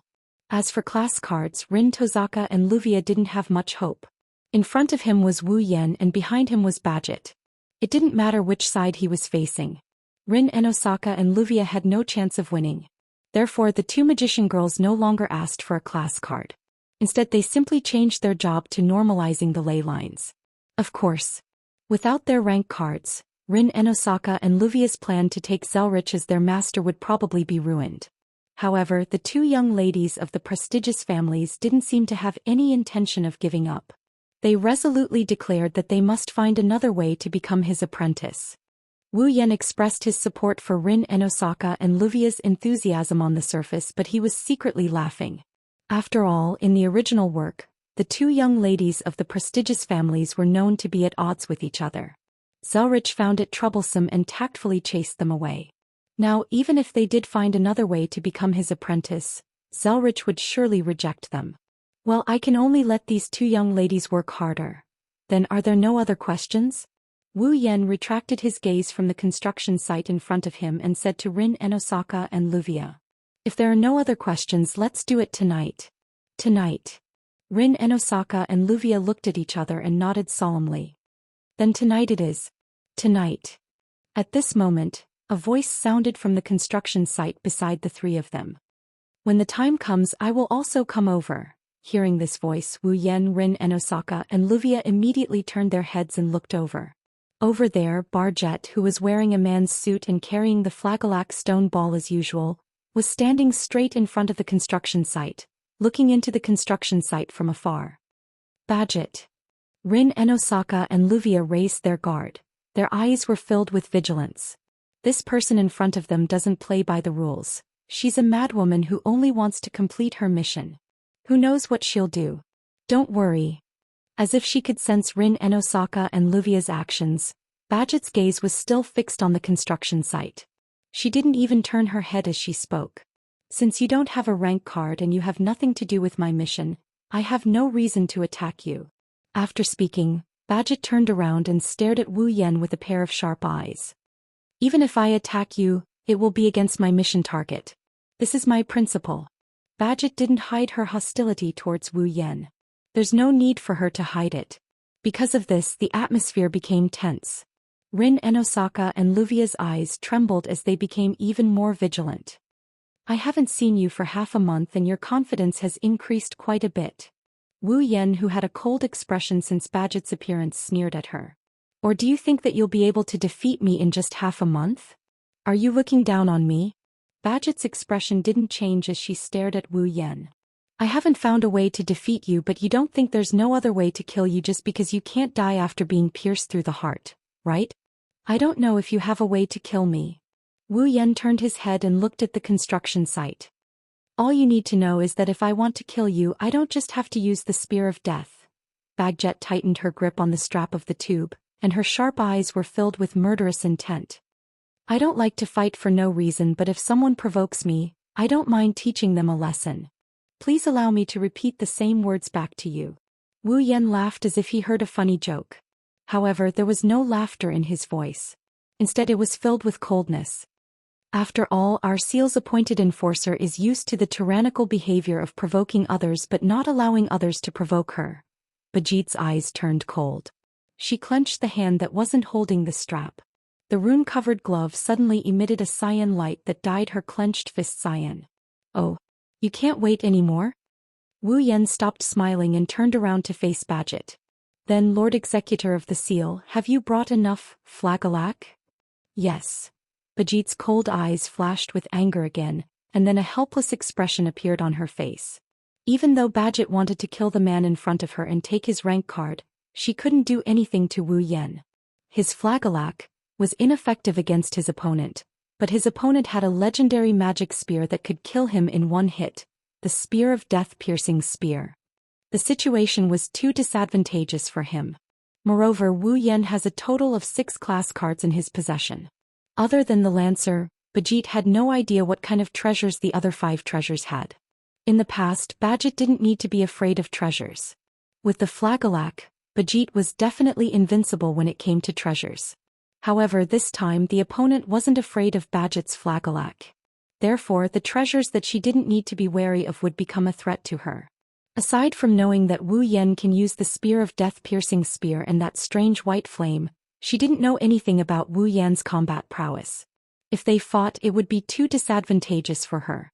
At that moment, Barzit suppressed her inner emotions and spoke coldly. I hope you can be as arrogant in the battle tonight. After saying that, Badget turned around and left without looking back. Heh. Wu Yan shrugged while looking at Badget's back. I hope you can perform well tonight and get a rank card so I can take it from you. Rin Enbin and Luvia were speechless. Chapter 1541. Tonight the night is cold and chilling. Even though the sky is clear and there's nothing to block the moonlight and starlight, there's no reason for this night to feel oppressive. Of course, not everyone under the night sky feels the same way. Only a small portion of the people would feel oppressed in this moonlit night, which wasn't too bad. As for Fuyuki City, it's still going on with its daily routine. The waves kept crashing and crashing against the dimly colored beach, like an army invading other people's territory, wetting every grain of sand and gravel, but after a while they retreated as if they couldn't continue anymore. The waves kept crashing and crashing against the beach, like an army invading other people's territory. On this beach that's filled with cold night air, the underground tunnel that's surrounded by a construction wall looks out of place. It's an eyesore. Come to think of it, let alone at night, even if it was daytime, if someone were to play on this beach, they would definitely be disappointed by this incongruous construction site, right? Fortunately, tonight the only sound that's heard is the crashing of the waves on the beach. There's also the clanging of footsteps in the underground tunnel. It was a circular passageway that was only 4 to 5 meters wide. It extended all the way down into the ground. In the interior of this passageway, there was nothing except for the bricks that covered the walls and the stairs that led to the underground. There were only bricks and stairs in this passageway. A few people walked down the stairs with clear footsteps. Phew! A gust of cold wind blew down from the entrance of the passageway without any warning.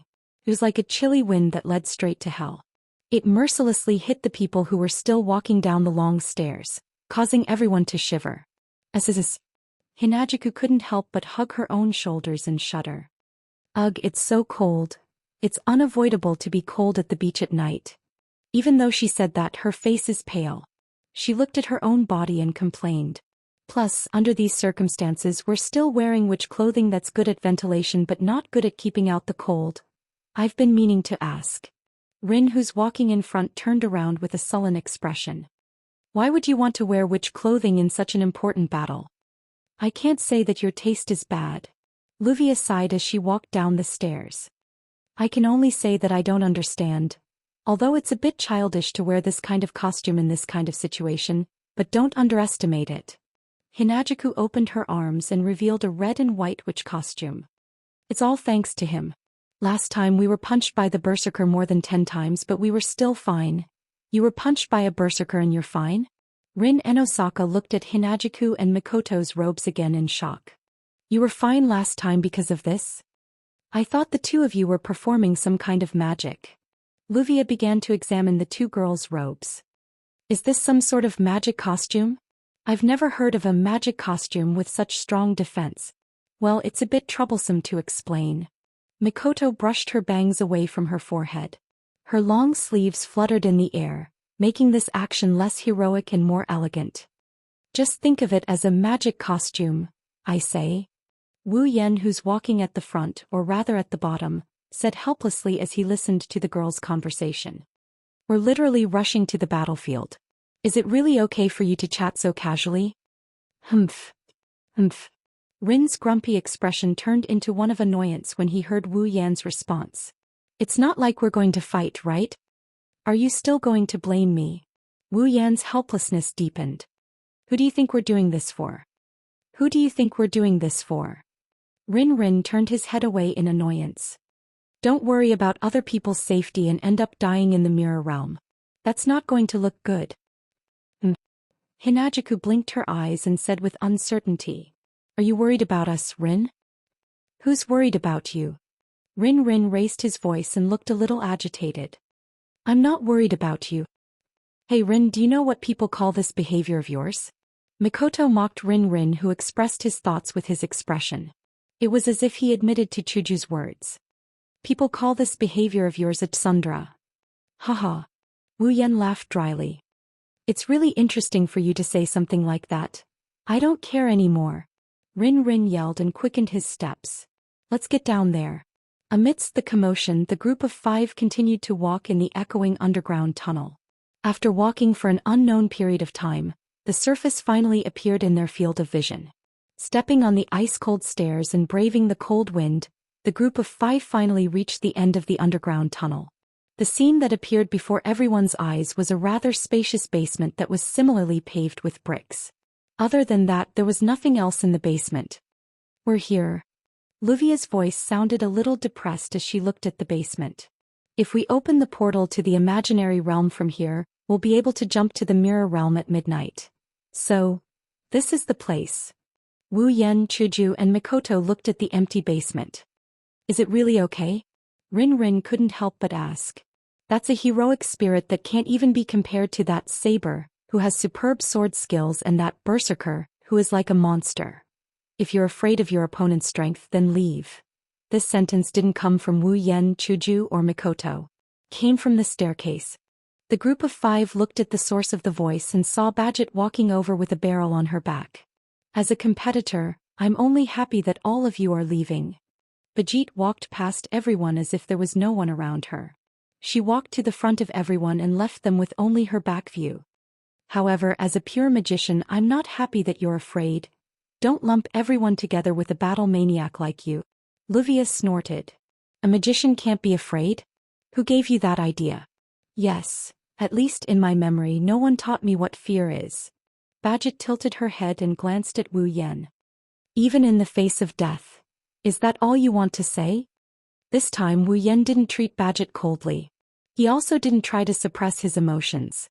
Instead he revealed a faint smile. As the opening speech of the competition, it's a bit boring. Unfortunately, I don't have the education that requires me to make an interesting opening speech. Badgetter seemed to be a little surprised by his speechless performance. However, she ignored him after a while and tightened the strap of the cylinder in her hand. Moreover, this competition should be very beneficial to me, right? Once the opponent uses a noble artifact, basically if nothing unexpected happens you'll win. Mikoto said eagerly. But before that we'll take care of our opponent. Is that so? Badget turned around and showed her back to the crowd. I hope so, let's stop chatting. Luvia looked at her pocket watch. It's about time. Let's go. Wu Yan said without hesitation. Let's start the competition. Then an intricate geometrical pattern with dazzling light spread out from under Wu Yan, Hinajiku, Mikoto and even Badget's feet. Started spinning like a disc playing a movie. Careful. Rin Enosaka finally shouted. Don't die. In response to Rin Enosaka's words, 3 waving hands were raised. Immediately, the colorful brilliance shrouded the 4 people who were trapped in the area covered by the precise geometric pattern and illuminated the entire underground basement. Not long after, the multicolored brilliance dimmed, and the intricate geometric pattern also slowly disappeared. Along with him, the group of 4 disappeared as well. Rin Enosaka and Luvia both stared ahead in silence for a long time. Chapter 1542. Their vision is distorted. Their thoughts are in chaos. Time is flying. The world is shifting. Maybe a minute. Maybe 10 minutes. Maybe an hour. Maybe 10 hours. Maybe 1 day. 10 days. 100 days. 1,000 days. Everyone felt that the journey to the mirror realm was so long and boring. It felt like thousands of years, but it also felt like an instant. They couldn't tell how much time had passed. In front of their eyes was a field of white. Their sense of direction was swaying along with their vision. As if they were in a manhua mirror, there was nothing in this world, only a dazzling halo. But this feeling didn't last for long. When everyone's brain started to function normally and their thoughts returned, the feeling of stepping on solid ground returned to their bodies. Their vision gradually returned to normal as well. However, before everyone could open their eyes and look at the enemy they were about to face, an extremely dense chill suddenly surged in their bodies that had just regained their sense of substance. Because even if they didn't see it, Wu Yan, Chuju, Mikoto and Badget could feel it. In the air, an extremely oppressive and terrifying malice as thick as a bottomless swamp was gradually growing with their arrival. Their heads, which had just regained their ability to operate, suddenly shook, causing everyone to tense up. They opened their eyes abruptly and looked forward. Everyone, including Wu Yan, sucked in a breath of cold air. Their gasps echoed throughout the entire mirror realm. It was still the same deep underground basement, and it was still the same empty space that was covered with bricks. But in this basement it was exactly the same as before. There was something. It wasn't there before. A shadow. To be more precise, it was made of shadows. It was incomparably turbid, like filthy mud, constantly twisting and turning, only having the wheel of a human. A monster whose face couldn't even be seen clearly. Yes. In just one encounter, the first adjective that appeared in everyone's mind was the word, monster. It wasn't just because the opponent was a muddy mudman with only the wheel of a human. Moreover, it was because on the muddy clay figurine in front of the mirror world, there were incomparably black and violent storm-like black fog dancing crazily. It was the same as the previous saber. It could reflect magic. It could also reflect magic, and to a certain extent it was immune to damage. Only melee combatants could deal with this high-density magic mist. Well, compared to the saber, this human-shaped creature's magic mist was even more terrifying. One said. The magic mist on saber was only considered as a small wave, but the magic mist on the muddy man before Kirin was enough to form a real storm. How terrifying. Archer, level 79. The muddy black mist was swinging back and forth in the air like a whip, bringing with it a whistling sound. In the air, the thick viscous liquid pressure was like a snake that had found its target. In the blink of an eye, It crawled into the hearts of the uninvited guests and began to gnaw on them. Looking at the muddy mud man that was emitting an unusual amount of malice, for a moment, everyone's mind went blank.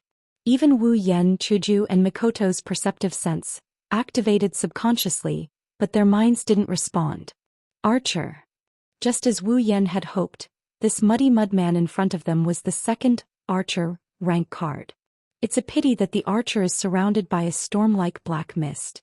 Wu Yan, Hinajiku and Mikoto aren't in the mood to be happy about it. Not to mention the real shock was yet to come. Swoosh swoosh swoosh swoosh. At a certain moment the pitch-black gas that was waving wildly in the not-so-vast space suddenly paused.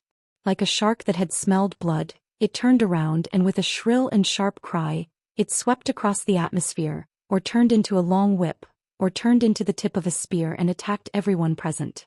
It might sound complicated, but in actuality, from the real domain to the imaginary domain's mirror realm, to the sudden attack of the black mist, the entire process took no more than 2 to 3 seconds. Otherwise, the four of them who had been through hundreds of battles wouldn't have still been unable to react from the clear understanding of the enemy until now. It wasn't until the shrill cry that the four of them woke up from their stupor. They quickly stomped on the ground and scattered in all directions. Bam bam bam bam bam. In the next second the seemingly sturdy ground was mercilessly penetrated and exploded as if it was hit by a cannonball. That mana fog. Hinajiku, who was the fastest and also the fastest to dodge it, was shocked by the sight. It can still attack. Attack. Wu Yan, who retreated to the left, yelled without hesitation. The enemy is more troublesome than we thought. It's not the time to care about other things. Don't worry about the competition. Everyone attack. Got it. Chuju and Mikoto replied. Wise choice. Bajit threw away the cylinder in her hand and clenched her fists. A pair of rune gloves emitted a green glow. Don't hold back. With a flash he retreated to the back. The space behind him rippled like the surface of the water. Black swords, spears, swords and all sorts of treasures came out of the ripples and aimed at the archer. Let's go. Hinajiku and Bajit stomped on the ground with all their might, causing the ground to crack and form a crater as they charged towards the archer. Mikoto. We'll cover them. Mikoto came to Wu Yan's side and raised her hand. Blue and white lightning flashed on her body. Whoosh. In the air, the pitch-black mana fog whizzed through the air like a gust of wind, leaving afterimages in its wake as it shot down toward Hinajiku and Bathjet. It's not hard to imagine what would happen if they were hit. Whoosh, beep beep. However, the pitch-black magic fog that was as sharp as arrows streaked across the sky and shot downwards. Pitch-black noble artifacts cut through the atmosphere and shot out like bullets. Other than the pitch-black precious artifact rain, the bluish-white streaks of electricity seemed to have transformed into whips as they rubbed against the atmosphere of this world, violently flinging past. Bang bang bang bang bang. Bang. Suddenly, the pitch-black rain of relic and the rich blue and white electric current passed through the space as if they were waiting for the mana mist to come to them. They collided with the mana mist that was falling from the sky. In an instant, the mana fog that was shot down like arrows was either destroyed by the pitch-black rain of noble relics or collided with the blue and white electric current, resulting in a strong explosion. With the protection of the black mana fog and the blue and white lightning flashes, Chuju and Bajit arrived at the archer's mana fog. The black shadow with only human wheels opened its mouth and wriggled twice. The part that looked like a hand also began to gently lift up. It won't be that easy. However, before the archer could move, Wu Yan and Mikoto moved first. The pitch-black rain of noble phantasm and the blue-white electric current that collided with the high-density mana fog in midair dispersed the black mist. Just like how the mana fog attacked Hinajiku and Bathjet, it drew a perfect arc and fell to the ground. Bang bang bang bang bang. In the continuous explosion, the black mana fog and blue and white lightning flashes landed on the archer's mana fog and blasted the ground, setting off a thick cloud of dust. Now. Seeing this, Hinajiku and Bajit's eyes lit up at the same time. One raised her white cherry while the other raised her fist that glowed with blue light.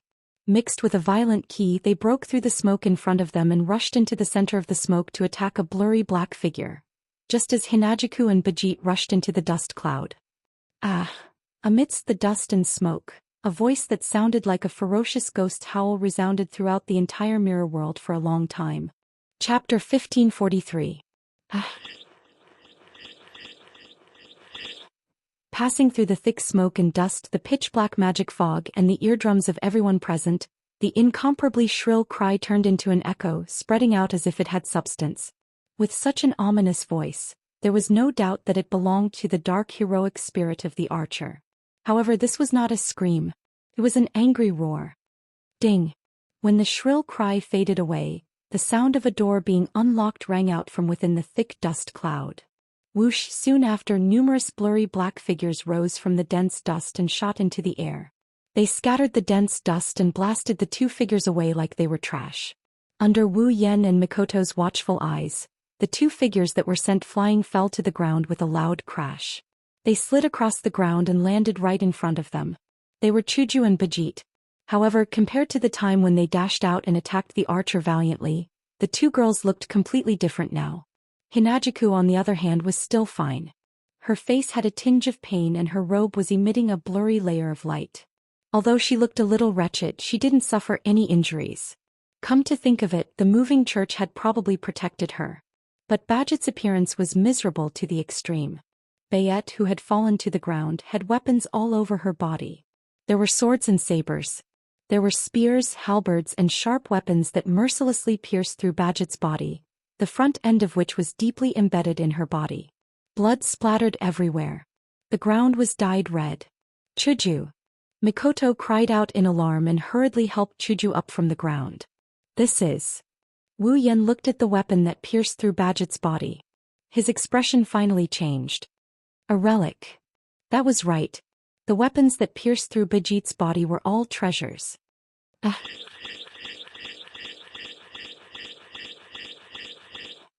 It was only at this moment that everyone saw it clearly. Up ahead, beneath the muddy archer, a sticky substance that looked like mud was disregarding the obstruction on the ground. It was like magma that came out from the ground and started to spread on the ground around the archer. And in this pitch-black mud, there were sabers, swords, spears, halberds of all shapes and sizes. Weapons that were more diverse than Wu Yan's pitch-black precious artifact that was purely made of iron sand flew out from within. They soared into the sky and floated in midair, motionless. Not long after, the entire sky of the mirror realm was filled with weapons of all shapes and sizes. There were at least tens of thousands of weapons, and at the same time they were all treasures. It was not like Wu Yan's, which was purely a shortcut. It was made of iron sand and had the power and hardness of a relic. There was nothing else. It was made of fantasy, belief, and miracles. It was the ultimate weapon that was only used by the legendary heroes. A hero spirit that can use tens of thousands of treasures. Wu Yan's face turned pale. Born from the beliefs of humans, the heroic spirits of the great heroes in myths, legends, and history all possessed the powerful weapons that symbolized the legends they had used when they were alive.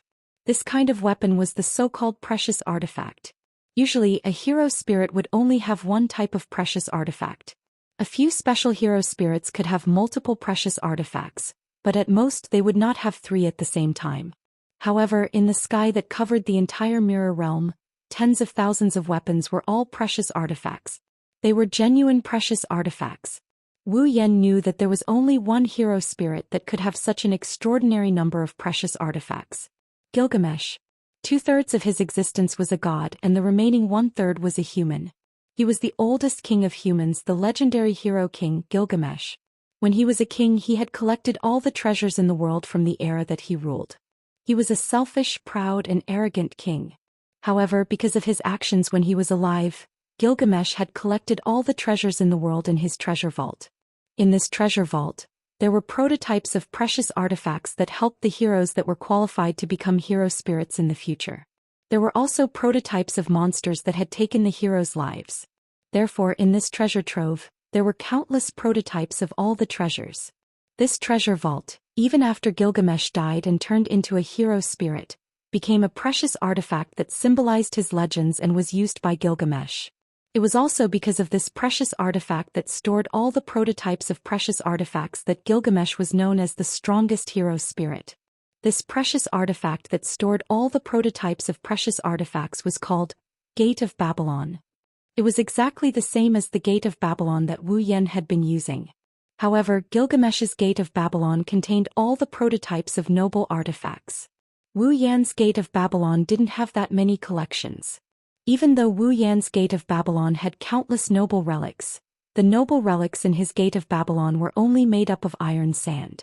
They were powerful, but they did not have the special abilities of the legendary noble relics. As for the treasures in Gilgamesh's Treasure of the King, they all had the same abilities as when they were active in myths, legends, and history. The two of them were not on the same level. Unfortunately, looking at the black mud that was spreading on the ground, Wu Yan sneered. He did not know whether it was mockery or pity. Even if the foundation inside still exists, such an ugly thing can no longer be called the king's treasure.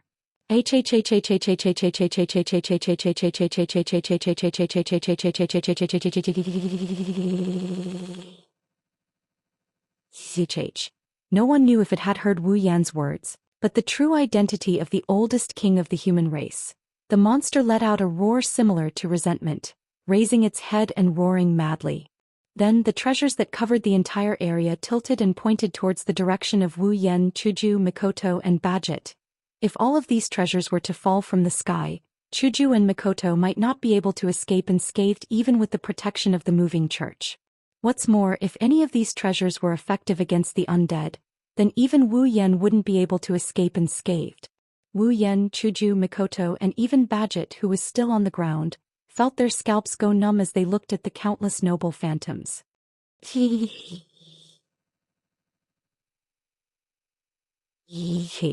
Following the archer's roar, a rain of noble phantoms began to fall from the sky, like bullets, sabers, swords, spears, halberds, and all sorts of treasures created a frenzied sound of breaking through the air and shaking the air. They shot towards the incomparably tiny four people standing on the ground, covering the sky and covering the earth. Chuju, Mikoto, hide behind me. He didn't have the time to think about it, he didn't have the energy to spare. He flashed in front of the two girls and raised his palm. In the next moment, waves of iron sand surged out from the crimson spatial ripples. They rolled like waves, forming walls that overlapped and blocked above the four of them. Bang bang bang bang bang. As soon as the iron sand walls were formed, a violent tremor and explosion came from the top of the wall, causing the thick black walls to tremble and scatter black particles. Fortunately, the iron sand was also a noble phantasm. Although it didn't have any special abilities, it still had the hardness of a noble phantasm. That's why it could withstand the torrential rain of noble phantoms. Otherwise, if it were a normal iron sand, it would have been broken into pieces by now. Unfortunately, even if it was a noble phantasm, the iron sand walls couldn't withstand the rain of noble phantoms. Sooner or later they would shatter. When that happens, Wu Yan, Chuju, and Mikoto would be defeated. We can't go on like this. Hinajika's grip on White Cherry was so tight that her joints were cracking. We'll definitely lose if we defend passively. We have to take the initiative to attack. Mikoto gritted her teeth. Yan, think of something. I know. Wu Yan had already raised his other hand in front of him, sweat dripping down his forehead. But I can't give up on defense or else we'll be finished. Then let's. Chuju and Mikoto had just opened their mouths when a shadow suddenly rushed out from the side. Chapter 1544. Swish swish swish swish swish. In the sky the treasures fell like raindrops. If Qing was pouring rain, she only aimed at one corner of the mirror world, shooting indiscriminately. Bam bam bam bam bam. It was the sound of noble phantasms shooting at the black iron sand walls that were starting to crack. Dong dong dong dong dong. This was the sound of noble phantasms shooting at the ground that was covered with bricks. It was the sound of noble phantasms shooting at the ground.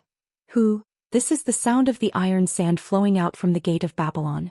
Compared to the deafening explosion, the sound of the iron sand flying in the air is much weaker. Peng.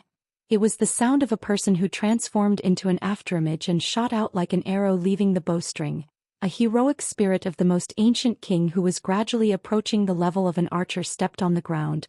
Chuju and Mikoto couldn't help but be shocked when they saw the figure that had lost its protection and was completely exposed to the shooting range of the noble artifacts. Bayet. The person who rushed out as if she was going to die was Bajit, who had pulled out all the noble artifacts that pierced through her body. Her body was covered in blood. At this point, the blood dripping from Bajit's body had stopped. She was like a standard berserker as she charged towards the archer without any expression on her face. You were injured so badly. It could even be considered a fatal injury, yet he could still continue to fight? Mikoto was stunned. What a mess. I almost forgot. She's a troublesome person who can't be defeated or killed. Chuju resisted the urge to rush out and said in a deep voice. However, isn't this just courting death? Indeed, Bajit had completely exposed herself to the range of the noble phantasm that covered the entire sky. There was no obstacle at all. The Tempest relic poured down and shot towards the tiny being on the ground without any mercy. Come on. Bajit stared at the rain of relics that fell from the sky and covered her entire field of vision as if she was challenging them. He raised one of his fists. It's over. After saying this, a lead-colored ball floated out from Bajit's back like a ghost and landed on her raised fist. With a fearless attitude, in the face of the rain of relics that poured down from the sky. Instead of retreating, Bajit advanced. He increased his sprinting speed. At the same time, the lead ball floating above Bajit's fist also burst out with bright electric light. The electric light turned into a dazzling light, enveloping the entire lead-like stone ball. When the light dissipated, a ring with runes engraved on its back and a short sword blade with runes engraved on its blade appeared on the stone ball. He stared straight ahead without letting go for a moment. Bajit looked at the archer that was roaring behind the noble phantasm that covered the sky and the earth. He accumulated all the strength in his fist, until Bajit and the noble phantasm that covered the sky and the earth collided within a meter of each other. On his fist, the real form of the Flagellac was displayed. The magic formation on his fist shone brightly. Flagellac/. It was as if he was declaring that he was overestimating himself. Bajit used his only noble phantasm that was at an absolute disadvantage against the noble phantasm that covered the sky and the earth. It was as if he was throwing a heavy punch. In an instant, a stream of light shot out from the Flagellac, passing through space and time. In a thousandth of a second, it hit the noble phantasm that covered the sky. It was the intersection of a point and a surface. There were all kinds of noble phantasm that covered the entire field of vision. A stream of light that was only 2 fingers wide was heading straight for him. It was as if the tip of a needle was pointing at a tall city wall or a harpoon was aiming at a stormy sea. It was so overconfident and ignorant. It was indeed a small and sharp phosphorescent light that was as small as a needle. However, this streak of phosphorescent light was not even worth mentioning when compared to the torrential storm formed by tens of thousands of noble artifacts. The phosphorescent light that was quickly submerged passed through the ocean-like waves of noble artifacts and flashed out from within. The lightning-fast attack was as if it was invisible from the start. None of the noble phantasm could touch it. Therefore it turned into a deadly beam of light, splitting the space in half. Before anyone could react, the beam of light pierced into the archer's heart. The archer's roar that made people uncomfortable stopped abruptly. The noble phantasm called Flagellac had the ability to reverse time and distort cause and effect. It pierced through the archer's heart before he used his noble phantasm, destroying his heart.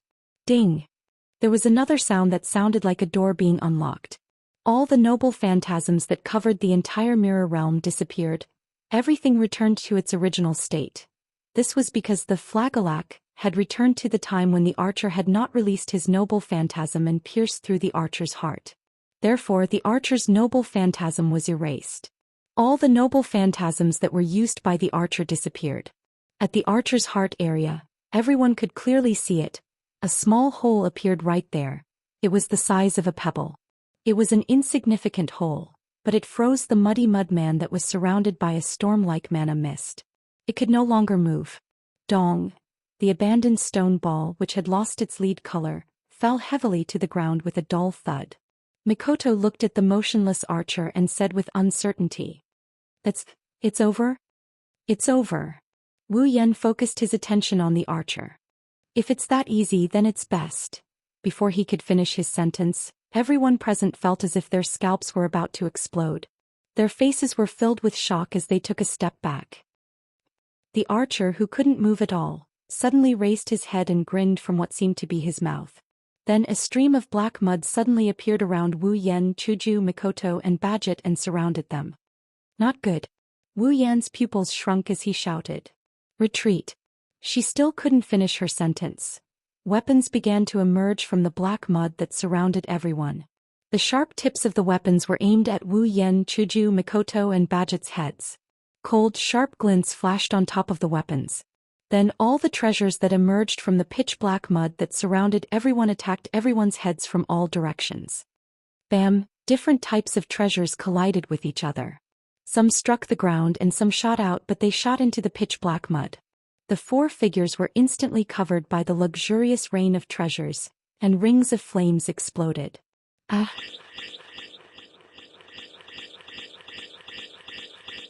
A small portion of the dark magic mist flowed into the archer's body. When the dark magic mist flowed into the archer's chest, his heart that was pierced by the flagellum instantly recovered. Not only could the dark magic mist be used for defense, but it could also be used for attack. It was extremely useful for both offense and defense. Now it had taken on a completely new role. It could heal its master's body. Furthermore, the archer's body was the oldest human king, the hero king who possessed all the treasures in the world, the strongest hero king, Gilgamesh. It couldn't be defeated. It couldn't be killed. It couldn't be defeated. This was the worst enemy he had ever encountered. Chapter 1545. Cough cough. This damned parvenu. In the midst of the dense flames that exploded from the noble phantasm, a scolding voice rose together with a magical whirlwind.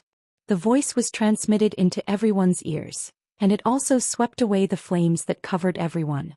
Inside, Wu Yan, Chuju, Mikoto and Badget were coughing rather miserably. Each of them was surrounded by a pitch-black sword wall with holes of various sizes. At the critical moment, Wu Yan built a wall of swords to block the attacks. At the same time, he used his space teleportation magic to move the rest of the wall of swords to the other three ladies, saving them. If it wasn't for Wu Yan's timely reaction and actions, Chuju and Mikoto, who were protected by the moving church, would have been fine. But Badget would have been dead for sure. After all, Badget had just used a resurrection rune not long ago. She might not be able to resurrect yet. Of course, Wu Yan didn't consciously save Badget, who wanted to kill Chuju and Mikoto. He might have even left her alone, but the situation at that time didn't give him time to think so much, so he subconsciously saved her as well.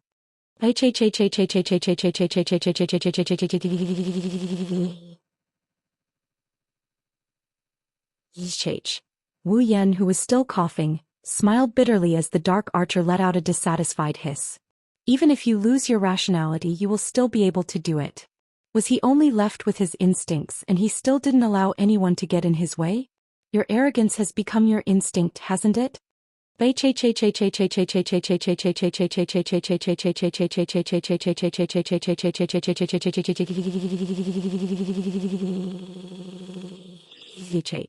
The archer, the ancient king, roared again. Black mud started to rumble around his body. Damn it. Even Badget couldn't help but curse in the face of this situation. There has to be a limit no matter how much he messes around. The number of noble artifacts in the pitch-black magic mist that can heal the body. I really hope that this is just a nightmare. Unfortunately, this is not a nightmare. Wu Yan waved his hand. All of the pitch-black iron sand swords immediately disintegrated and surged into the air, forming pitch-black precious artifacts. From now on, don't act on your own. Let's work together. Join forces? Badget frowned. Then he nodded. But if that's the case, we can't be sure if we can defeat this monster. Who should the rank card belong to? But now isn't the time to think about the card. I agree. Of course we have no objections. Chuju and Mikoto answered without hesitation.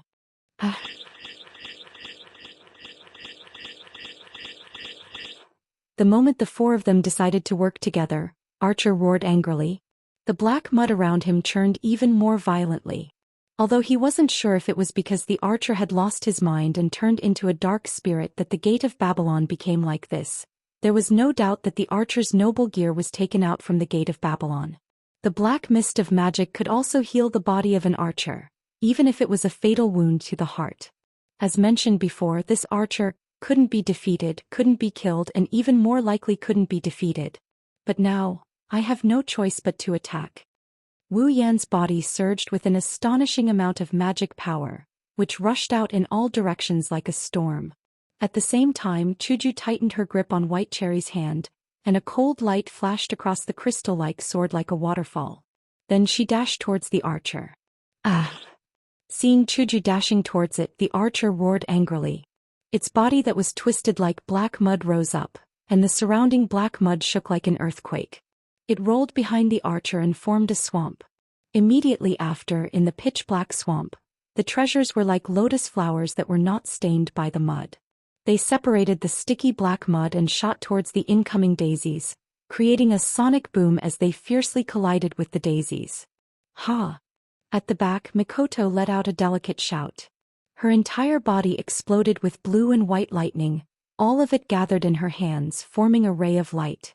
With a wave of her hand, Mikoto shot out, heavily colliding with the incoming treasures. Clang! When the two of them collided, the sound of metal clashing was heard and sparks flew in the air.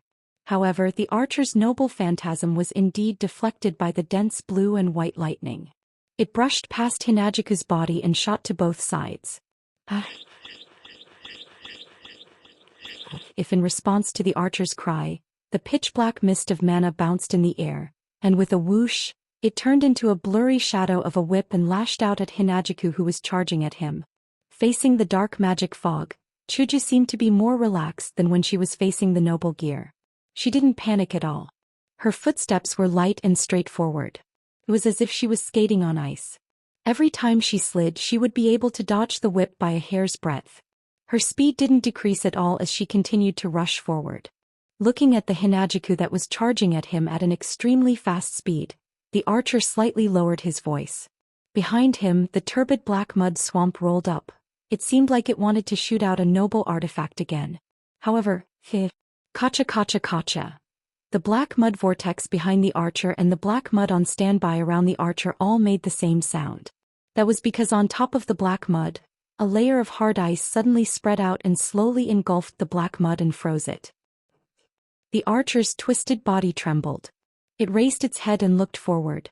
At the back of everyone, Wu Yan's wine-red eyes were emitting a terrifying light. His body surged with magical power and turned into a white frost. It was unknown when the frost wrapped around the black mud and froze it. That was the ice-controlling ability of the Enchantress of Azure Ice. The archer, who had lost his mind, couldn't understand the current situation. His movements were all stiff. So, at this time, Hinajiku successfully arrived in front of Archer. White Cherry in her hand slashed the space in front of her, drawing two sword slashes, and suddenly flashed on Archer's body. Puchi. Two ripping sounds echoed clearly in the mirror world. Two turbid black arms flew into the sky and landed on the ground, turning into pure black mud. Chuju wasn't sure if the archer could feel pain, but she didn't give the archer a chance to react. Her White Cherry drew a third arc in the air and struck the archer from the bottom up. Puchi.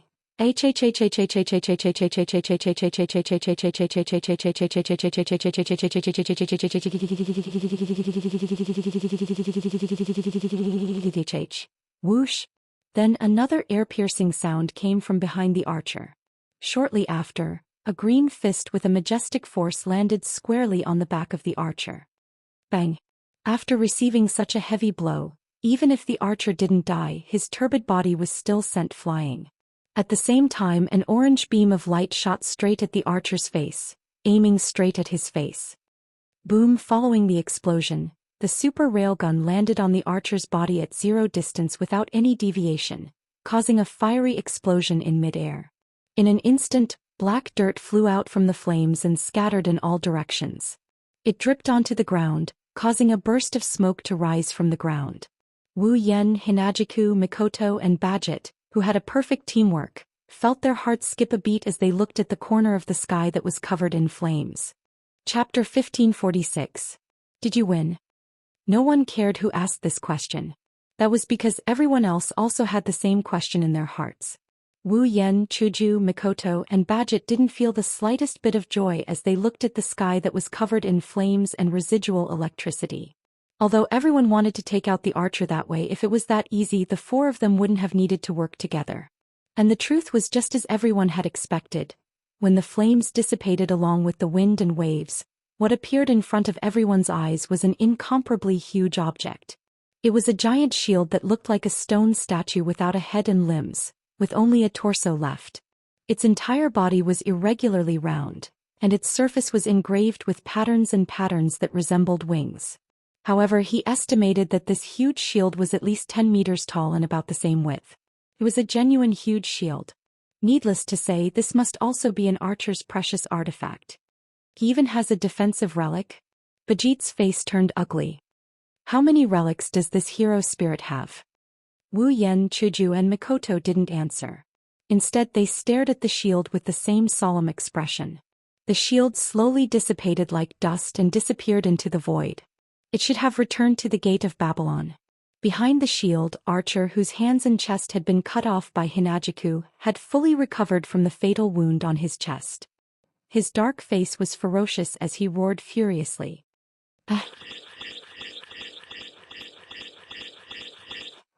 Archer let out a sharp whistle from his throat and stared at Wu Yan with his non-existent eyes.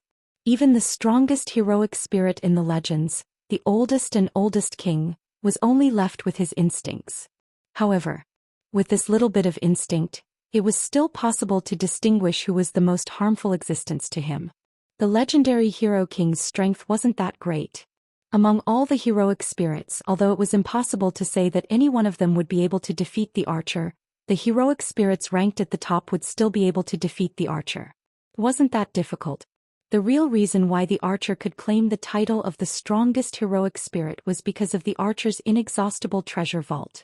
Without the treasures of the Gate of Babylon and the treasures inside, the ancient king was just a heroic spirit that could barely be considered a first-rate hero spirit. Therefore Wu Yan, who had just frozen the entrance of his precious artifact, was undoubtedly the greatest threat to Archer. Archer, who was only left with his instincts, chose to attack Wu Yan without hesitation. Ding ding ding ding ding ding. Then the sound of light collisions like the ringing of silver bells reverberated from the turbid black mud and entered everyone's ears. The muddy black mud rose up into the air like a tidal wave. It smelled like a sticky iron sand wave. Dozens of chains that were dozens of meters long suddenly shot out from the muddy black mud. They pierced through the air and shot towards Wu Yan. That's... Wu Yan frowned and waved his hand. In the space behind him, purple magic arrays fluctuated, and light clashing sounds reverberated. Immediately afterward, the commandment lock, which was glowing with a purple light, rushed out of the magic arrays and intertwined with the incoming chains like a spider web. For a moment no one could do anything to the other. However, Wu Yan didn't only have the discipline lock. Nagisa. Agirola, lend me your power again. Muttering in a voice that only he could hear, Wu Yan raised his hands as if he was hugging a ball. His 5 fingers were facing each other. A vast amount of magic power surged out and it turned into icy air under the influence of a mystical power. It swirled around Wu Yan's palm and it formed a sphere. Grabbing the cold sphere in his hand, he tossed it into the air. Bang! The ball exploded the moment it was in the air. It exploded into tiny ice particles that fell on the black mud that controlled the archer's noble artifact. Under such circumstances, any black mud that came into contact with the ice particles would be frozen bit by the hard ice. Ah! Suddenly the archer let out a mournful roar. As soon as the roar ended, a figure appeared directly above its head. Her yellow-green pupils glinted coldly, the white cherry sword in her hand glinted coldly. Hinajiku thrusted her sword forward, slicing through the atmosphere without hesitation. With a swoosh, the sword pierced through one of the archer's eyeballs. Heaf! A crisp tearing sound was heard, and the murky black mud also burst out like a black rain, exploding in all directions. Ah! Under such a heavy attack, the archer was furious. It opened its mouth and roared. With a roar, the archer extended his hand into the space, causing black ripples and black mud-like objects to splatter in all directions. Not far away, Wu Yan had a bad feeling about this and he yelled at Hinajiku. Chuju, come back. Unfortunately, it was a little too late. In the muddy water, the archer seemed to have caught something and pulled out a huge scythe. Ah. PFFF. In the next second, the archer grinned sinisterly and swung his scythe. The blood energy scythe attached to the scythe slashed through the air like a flash of red lightning, heading straight for Hinajiku, who had a slightly changed expression. Careful. Seeing the blood-red scythe flying towards Chuju, Mikoto cried out. From the energy scythe, Mikoto could clearly feel the power it contained. No matter who was hit by it, it wouldn't be easy. Wu Yan was the first to notice the danger of the energy scythe. Naturally, he wouldn't let Chuju get hit by it. He didn't have time to say anything and use space transfer. Leaving behind an afterimage, he disappeared from the spot and appeared in front of Chuju. Explode. Facing the powerful energy scythe, Wu Yan's body erupted with a strange power. What kind of strange power is this? No one at the scene knows. Chuju, Mikoto and Badget only knew that when they came back to their senses, the world in front of them was covered by a blood-red light. When dense blood light suddenly appeared and unreasonably occupied the entire mirror realm, illuminating every corner of the mirror realm. The blood-red light is thick, it's as thick as real blood. However, looking at this bloody light that was no different from blood, no one present felt a chill down their spines. Instead, they felt that this bloody light contained a mysterious and charming aura. Bam! Then such a muffled sound suddenly rang out. He saw that the energy scythe that was previously filled with terrifying power directly trembled in the air and exploded into light spots that scattered all over the place. Seeing this, Mikoto was stunned, Badget was stunned, and even the archer with the giant scythe seemed to be stunned. No one reacted. What's going on? At the same time, the thick mysterious blood-red light in the air gradually dimmed. It didn't take long for the situation inside to be revealed. There, Hinajiku was holding White Cherry in her hand, her body unharmed, without a single scratch. In front of Chuju, Wu Yan is standing there. No. He's standing there in the air. His hand is stretched out and clenched into a fist. It's like he's holding something. Wu Yan's wine-red eyes are a lot redder than usual. There's even a hint of arrogance in them. It was only now that Hinajiku, Mikoto and Badget realized that something was wrong. On Wu Yan's back, there's a pair of bat-like wings, but they're extremely broken. It's like a part of the wings was intentionally torn off. Chapter 1547. At this moment, the entire mirror world seemed to be dyed red. The space was slightly distorted, the air was getting thicker and thicker, plus the blood-red color. It gave people the feeling of being in a sea of blood. And the person who ruled this sea of blood was the figure that left the ground and floated in the air. It was still the same black clothes, the same outfit, but the pair of deep wine-red eyes that were usually reflected in the depths were now almost crimson red. The depth disappeared and was replaced by an oppressive aura of bloodiness and madness.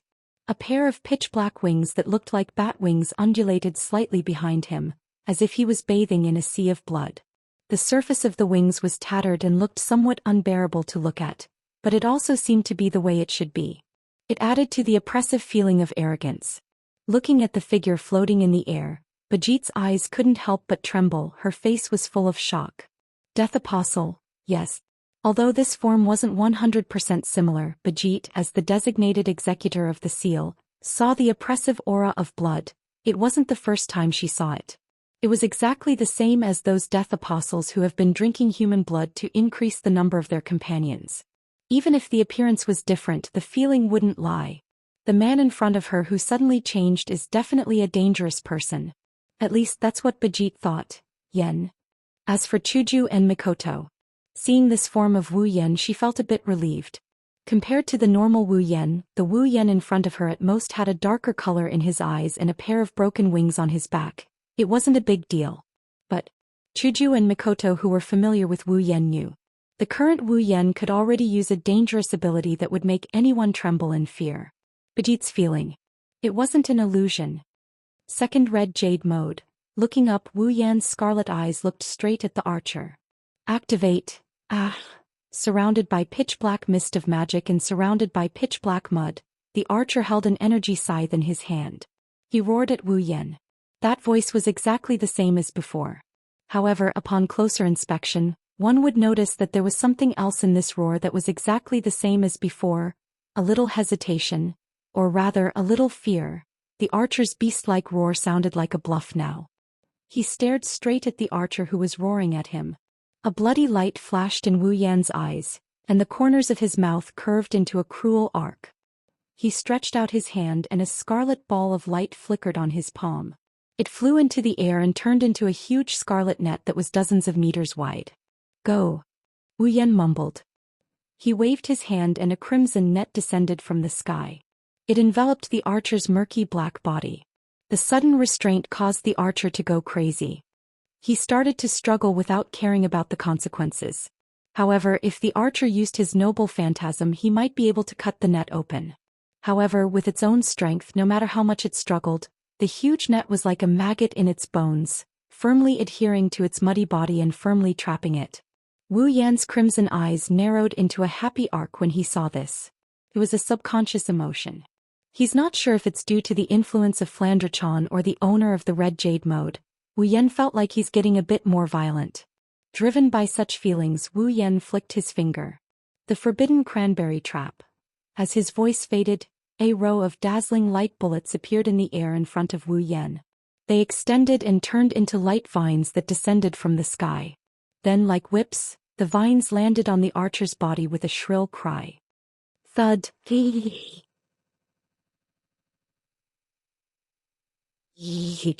Amidst the miserable howls of the archer, a terrifying impact landed on the archer's body, causing the archer to go crazy. From the black mud around him, an ice-cold chain was flung out, turning into a black shadow as it lashed forward. Seeing this, Wu Yan stretched out his hand again and flicked his finger. This time only one light bullet was ejected. The light bullets were the same as the previous ones, transforming into the shape of vines. They swept down like lightning and collided with the archer's chain. Bam! The vine-shaped whip of light collided with the archer's chain in midair. Like two cannonballs crashing into each other, smoke and fire burst into the air. Through the smoke and fire, Wu Yan fixed his gaze on the roaring archer. Once again he stretched out his hand, but this time Wu Yan's hand formed a claw as if he's grabbing the archer's body, very tightly, a grip. Bam! In the next moment the archer's roar came to a halt. His body suddenly swelled up and with a muffled sound he exploded into a cloud of black mud. Amidst the splattered black mud, a card floated above the archer's original position. There was no warning at all. There was no warning at all. There was no warning at all. The King of Heroes, who was known as the strongest heroic spirit, was crushed in the blink of an eye. Wah! Badget's pupils shrunk to the size of a needle. She was stunned. We did it! Chuju and Mikoto were overjoyed.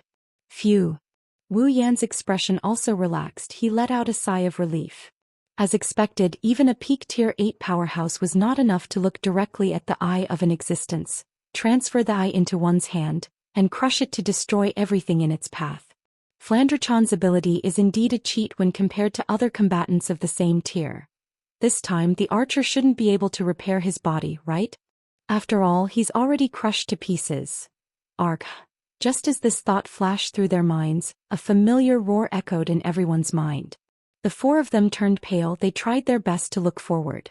Almost at the same time, the black mist in front of them began to swirl and converge towards a certain direction.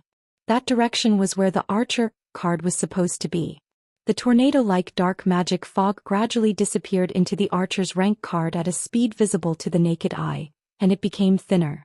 And where the card was, a layer of turbid black mud slowly emerged as if there was a spring in the sewer.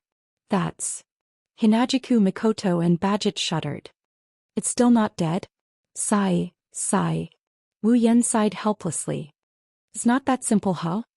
Of course, no matter how difficult it was, the black, filthy soil that was wriggling and emitting a disgusting smell wouldn't tell anyone. Amidst a series of strange noises, the squirming black mud stacked on top of the archer, rank card and covered it up, forming a human figure. A while later, the archer returned to the battlefield without a single scratch on his body. Arg! It's still the same roar. However, when they heard that roar, everyone's heart sank. Chapter 1548. It can't be defeated. It can't be killed. Thanks to Flandre-chan's ruby mode, Wu Yan can defeat the archer by himself. However, the archer's body is being repaired by the mana mist. Even if he can defeat the archer, he won't be able to defeat the archer. Wu Yan finally understood the feeling of helplessness that Badget felt when she faced him. He also understood the feeling of those who treated the true ancestors and undead creatures as their opponents. Tough. Too tough. Don't think that you'll be fine. Wu Yan's scarlet eyes glinted in anger. He raised his palm and reached for the archer. Even the true ancestors can be killed. I don't believe that a heroic spirit like you who doesn't even have the body of a wolf can keep resurrecting. Then, as if to vent his anger, a strange wave of energy started to take effect on his palm. It's like he's holding an invisible black hole that's sucking in something.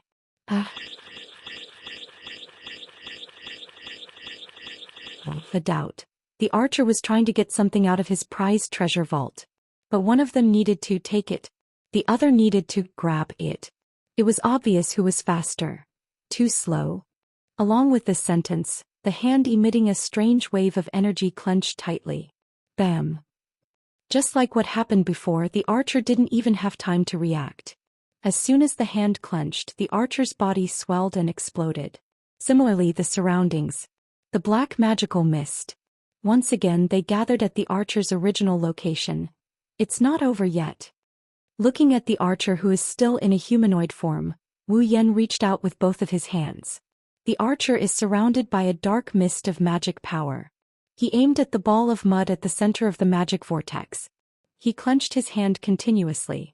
Bam. Bam. Bam. Bam. Bam. Instantly. In the entire space of the mirror world, the sound of explosions rang out incessantly. The explosions turned into echoes in the not-so-spacious basement like firecrackers. Badget looked at Wu Yan, who kept clenching his fists at the void. Every time he clenched his fists, the archer would explode. She couldn't help but feel a chill down her spine. If Wu Yan didn't use the legendary magic spear that could kill in one shot but this move that could make the opponent explode, Badget would have no chance of winning. After all, no matter how proficient Badget was in using the flagellac, she still needed a very short time to prepare. And no matter how short the preparation time was, it would be shorter than the speed of a person clenching his hand. At that time, if Wu Yan used this ability, Badget wouldn't even have time to use the flagellac before she exploded and died. Badget's resurrection rune wouldn't work against this kind of power that could make the opponent explode. Badget's resurrection rune magic was activated the moment her heart stopped beating, but it couldn't be resurrected under any circumstances. For example, if Badget's head was chopped off, the resurrection rune wouldn't be able to connect her head back to her neck. Therefore, even if the resurrection rune was activated the moment her heart stopped beating, Badget would die again in less than a second. As for her body exploding, it would be even more impossible to reverse the situation. Who the hell is this man? Badget clenched her fists as cold sweat dripped down her face. Is there a death apostle with such a terrifying ability? Chuju and Mikoto, who heard Badget's subconscious words, looked at each other and shook their heads helplessly. Didn't we already say that? Wu Yan wasn't a death apostle. Bang! After exploding the archer, Wu Yan finally stopped what he was doing. He panted as he stared at the archer's location. As usual, the pitch-black mana mist was slowly gathering there, preparing to repair the archer's destroyed body. A heroic spirit that used a class card to materialize didn't have a real body to begin with. As long as there was a class card, the dark magic fog would be able to use the class card as a medium to repair the archer's body. It must have been repaired at least 100 times, right? Wu Yan calmed himself down as he stared at the archer that was about to take shape again with the help of the dark magic mist. This is never-ending. At this moment, Wu Yan suddenly noticed something. The black mist that was healing the archer seemed to have thinned out a lot. This stunned Wu Yan for a moment, and then his eyes lit up. Oh right. Even if the archer could use the mana mist to heal himself and revive himself countless times, the mana mist was still a mana mist, and it was limited in the end. If he continued to repair the archers like this, he would run out sooner or later. At that time, even if the archer wanted to revive, he wouldn't be able to. Realizing this, Wu Yan's expression became better. Then I'll finish you off as soon as possible. However, Wu Yan's plan was destined to fail.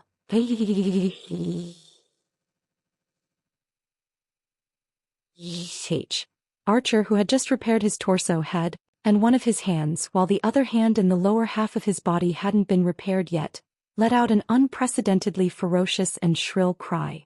The murky black mud on his body was like boiling water, violently rippling.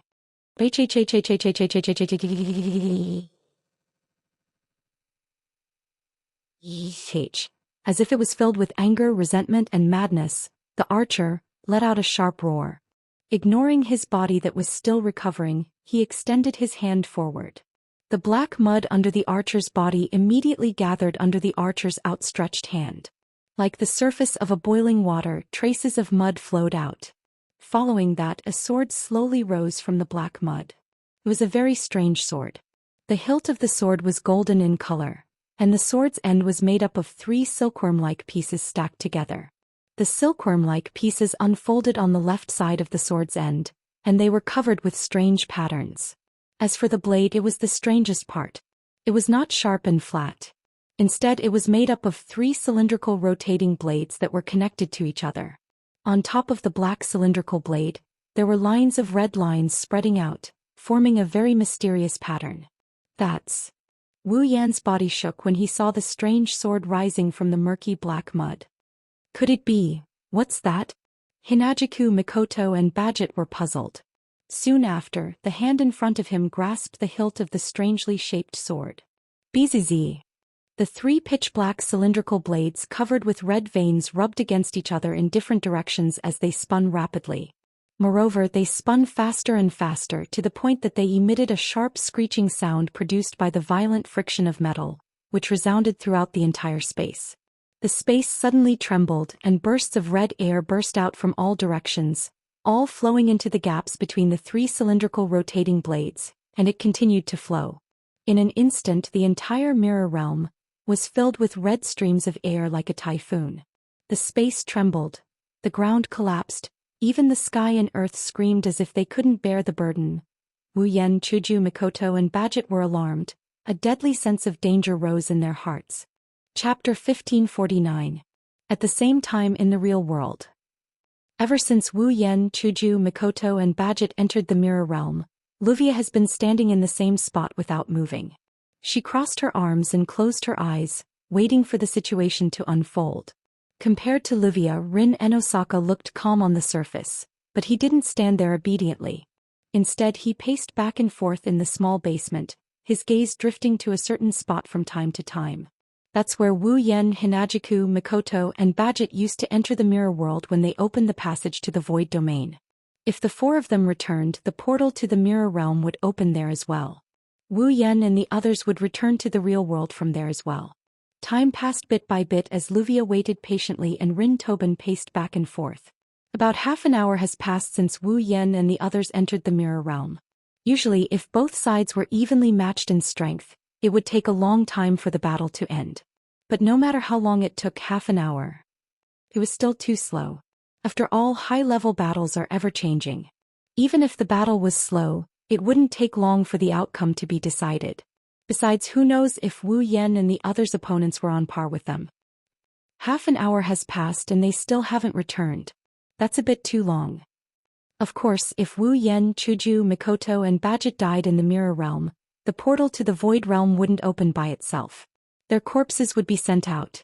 That way, Rin Enbin and Luvia wouldn't be able to wait any longer. Time slowly passed. It didn't slow down according to other people's moods. It just passed by mercilessly. Finally, in the unbearable silence of death, Luvia took out her pocket watch. She glanced at it. She muttered, "Too slow. Maybe the opponent this time is really hard to deal with." Rin Enbin stopped in his tracks, a worried expression appearing on his face. However, with the 4 of them working together, there shouldn't be any problem. That's true. Luvia closed her pocket watch and continued looking forward. No matter if it's that man, Chuju or Mikoto, each of them is strong enough to fight against a heroic spirit. Coupled with Badget, who has a noble phantasm, no matter how weak they are, they won't be killed by a heroic spirit who doesn't use a noble phantasm, right? That's great. Rin Enosaka sighed. Let's hope that the opponent is just a little difficult to deal with. That's why I wasted so much time. Unfortunately, Rin Enosaka and Luvia were too naive in their thinking. The opponent this time wasn't just a little difficult to deal with. Instead, he was extremely difficult to deal with. Furthermore, it was not only difficult to deal with, it also possessed a power that could not be ignored. Rin Enosaka and Luvia didn't know what was going on in the mirror realm, but they had a bad feeling about it. Buzz. At this moment, in front of the basement, an intricate geometric pattern flickered from the ground, accompanied by a burst of colorful light, and began to rotate. They're back. Rin Enosaka and Luvia's eyes lit up. They both started running towards the colorful formation. After running for a while, the two girls froze on the spot. Their relaxed expressions froze as well. This was because the group of people who had emerged from the colorful magic array were all sitting on the ground in a sorry state. Their faces were slightly pale and they were gasping for breath. They didn't look like they just came back victorious. Furthermore, they didn't look like they just came back victorious. They were talking to each other. Are we back? While panting, Hinajuku scanned her surroundings, her face slowly regaining its color. That's great, seriously. Mikoto patted her head, her face was covered in sweat. I almost lost my life, just now. Badget's face turned pale, she was shocked. Just now, what was that? Heh. Wu Yen, who had reverted back to his original form, stood up and forced a smile. Maybe it's hell. Rin and Osaka and Luvia understood what happened after hearing this. Wu Yen, Chuju, Mikoto, and Badget didn't even finish off their opponents. They took back their rank cards. They ran back. Even the four of them managed to escape back after going into battle? Luvia's face darkened. Just how scary are our opponents this time? I don't know. Rin and Osaka forced a smile. I only know that our lives won't be peaceful from now on. Wu Yen bitterly smiled. It couldn't be helped, they had indeed escaped from the hands of the archers. To be more precise, they ran back from the archer's sword. Under the summoning of the archer, the sword that came out of nowhere, Hinajuku, Mikoto, and Badget didn't recognize it, but Wu Yen knew where it came from. That sword doesn't have a name. Hero King Gilgamesh named it Obedient Parting Sword. It's also called the... In the Hero King's Treasure of the King, there were tens of thousands of treasures. They were endless and it was impossible to count them all. But among all the treasures, Obedient Parting Sword is the strongest?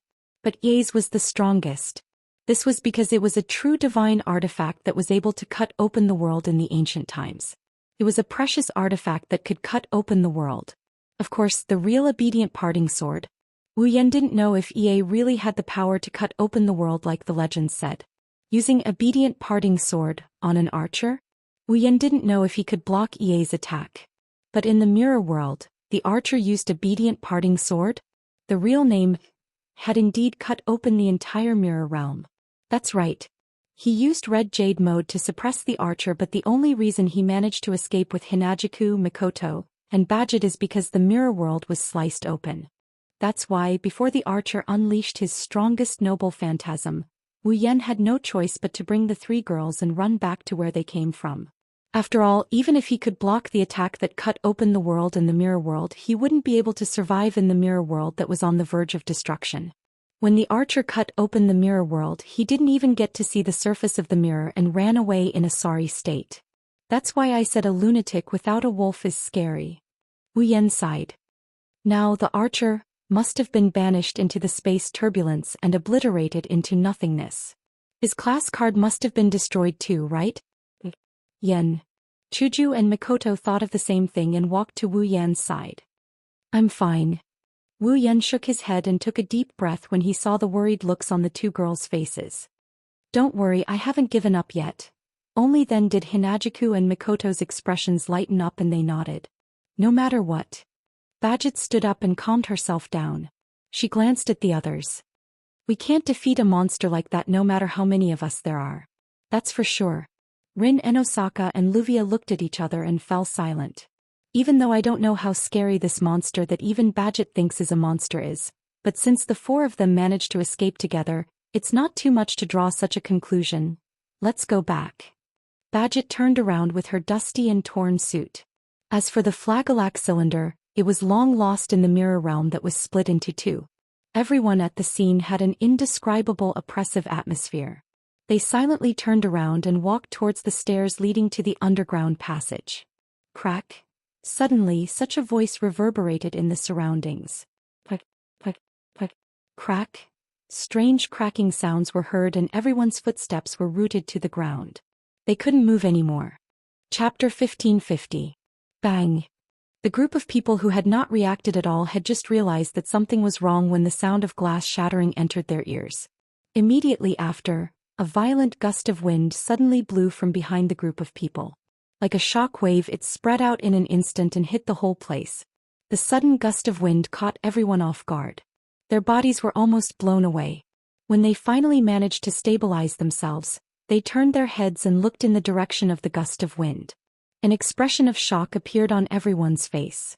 Hey, gotcha. The sound of glass shattering continued. The violent wind continued to blow. In this not-so-spacious basement, the wall at the front was slowly crumbling. The shockwave was caused by the shockwave. However, the scene of glass shattering didn't happen on the wall. It happened on the space. The space at the front of the basement was gradually breaking down like a piece of glass. No, it wasn't just the space that was breaking down. Some pitch-black substance was seeping out of the broken space like water. Wow! Seeing such a scene, everyone present stood up in shock. Could it be? Wu Yan raised his hand to block the incoming shockwave. He stared at the pitch-black substance seeping out of the broken space. His wine-red eyes were full of waves. It's not over yet? Bang! Under the gaze of everyone present, the shattered space once again cracked open, making the glass-like spatial crack even bigger. It was pitch-black inside like a black hole which made people's hair stand on end. Within the pitch-black spatial crack, a pitch-black substance that resembled flowing water gradually condensed. In the end it transformed into a turbid being. A pitch-black humanoid figure. The pitch-black humanoid monster was slowly turning a sword in its hand. The body of the sword was made up of 3 cylindrical blades covered with red veins, and the mouth of the sword opened like a cocoon. The strange-looking sword raised its head and opened its mouth. It was laughing. Astonishingly. It was an archer. Job rank. Archer. It only existed in the mirror world of the imaginary domain. It used the passage of the imaginary domain to absorb mana from the earth veins. A heroic spirit that maintained its form and power came to the real world of the imaginary domain. How is this possible? Chuju, Mikoto and Badget were in disbelief. This. Rin and Osaka and Luvia stared at the archer in shock. What is this? A monster? Wind waves. Wu Yan finally noticed. The shock wave that came out of the spatial crack was all red. Wu Yan thought of something. He quickly turned his attention to the cylindrical sword in the archer's hand. Don't tell me this guy used that sword to cut open the passage from the imaginary domain to the real domain at the moment when the mirror realm was about to collapse and ran over here by himself? It's not impossible. Since the precious artifact that had once been used to split the heavens and earth and cut open the world could cut open the entire mirror world, then opening a passage between the 2 worlds was just a matter of raising one's hand. No matter what, it's still a legendary relic that can cut open the world. The truth was similar to Wu Yan's guess.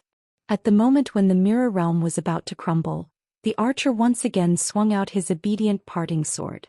He cut open the passage that Wu Yan and the others used to return to the real world. Then he came to the real world where the corrupted heroic spirits would never set foot. What kind of joke is this? As he said this, a drop of cold sweat appeared on everyone's face. Cutting open the world and coming to the real world from the other side. It's a feat that only exists in myths and legends. Most of the gods could not do it. Perhaps only the most powerful heroic spirit, the most ancient king, could do it. The archer grinned as if he was laughing. Other than Wu Yan, who jumped in front of the girls to protect them, the rest of the people could not move. Whoosh, a layer of pitch black. Mud suddenly rolled out from under the archer's body. From within, a huge shadow suddenly shot out and flew into the air. The shadow then stopped in midair. Everyone almost reflexively raised their heads and looked at the sky. What they saw was a huge jet-black spaceship that looked like a fighter jet. This pitch-black flying ship was also a precious artifact. Bang! Archer stomped on the ground and leaped into the air, landing on the pitch-black spaceship. Like the sound of a bugle horn, under the roar of the archer, the pitch-black spaceship shook violently and turned around. It turned into a black shadow and shot towards the entrance of the underground tunnel, above the surface. It wants to go to the ground? Rin and Osaka exclaimed in shock. You must be lying, right? Luvia panicked and lost her head out of fear. A darkened spirit who had lost its wolf ran to the densely populated Fuyuki City? There was no doubt that Fuyuki City would suffer the bloodiest massacre and become a complete hell. Moreover, it was the most basic principle of magic to not let magic be exposed to the public. If such a monster were to run into the densely populated real world, it would definitely become the culprit that exposed the mystery of magic. No matter how you look at it, you can't let this spirit enter Fuyuki City. You guys. Wu Yan stepped forward when he understood the situation. Put your hands on my shoulders. Hearing this, the girls were stunned. Chuju and Mikoto were the first to react. They seemed to know what Wu Yan was going to do. Without hesitation, they put their hands on Wu Yan's shoulders. Rin Enbin and Luvia seemed to have noticed something as well and immediately put their hands on his shoulders. Bajette hesitated for a moment, but she was also a decisive person. She reached out her hand and put it on Wu Yan's shoulder. Soon after, the six of them disappeared from the messy basement as if they had merged with the space amidst a wave of delicate magic energy. Fuyuki City, beach. Bang! In a loud explosion, the entrance of the underground tunnel surrounding the construction wall exploded. A pitch-black shadow shot out from the entrance of the underground tunnel and soared into the starry night sky. A spatial ripple suddenly spread out from the beach around the underground tunnel entrance. By the time it dissipated, a couple of figures had already appeared at this place. Where's that monster? Rin Enbin didn't see the power of the archer, but he didn't hesitate to call it a monster. One can only imagine what kind of impression the archer has in Rin Enbin's mind. He was able to force back Wu Yan, Chuju, Mikoto and Bajette. He even broke through the mirror realm and came to this world. There. Beside them, Luvia quickly scanned her surroundings. Her eyes stopped abruptly in midair and she pointed upwards. Then everyone saw what happened next. In the sky above the beach, a dark spaceship was circling around for a bit before flying towards a certain direction. That's Fuyuki City's downtown area. Quick! Stop it! Rin Enbin and Luvia yelled at the same time. Wu Yan's eyes flashed. He turned around and teleported again. When he reappeared, he was standing in front of the archer on the dark spaceship. The archer felt a hand pressing on his head. Then he lost consciousness. Under the watchful eyes of the people below, the pitch-black spaceship suddenly disappeared in midair without a trace. Chapter 1551. On the surface of the sea, the waves were not turbulent, nor were they loud and powerful. They only maintained an extremely small wave as they surged towards the beach not far away. The surface of the sea could not be considered calm, but neither could it be considered surging. It could only be considered rather tranquil. However, this tranquility was soon broken mercilessly. Boom! In the sky above the sea, a pitch-black spaceship suddenly appeared here without warning, and under the impact of violent magic, it fell straight into the sea like a falling plane. Boom! Along with a loud noise, a huge splash was created on the quiet surface of the sea, where a huge object was thrown into. Then the water dripped back down to the surface of the sea. Bang! However, before the splashes could return to the surface of the sea, a violent shockwave erupted from the place where the black spaceship fell, blowing away the surrounding water and creating an even larger splash. Then a black archer jumped out from the sea and landed on the surface of the sea.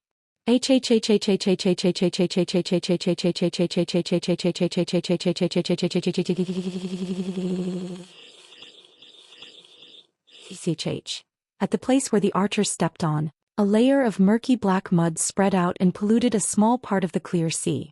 It was like a stepping board, becoming the archer's foothold.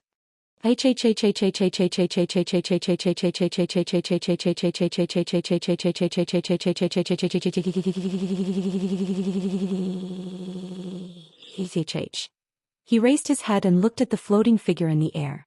The archer who knocked him into the water let out an angry and grudgeful cry. Under the archer's body, the murky black mud that was spreading on the surface of the sea responded to the archer's roar and started to shake rapidly. In the air, Wu Yan was also aware of the violent black mud. Immediately, he clenched his fist and a wave of demonic energy gushed out from his hand. The demonic energy in his body was being frantically extracted at this moment, gathering in his hand as if it was free. As the mana in his body surged out and poured into his hand, Lin Yun's mana continuously poured into his hand. The mana flowing through Wu Yan's body gradually became warmer. It continued to climb.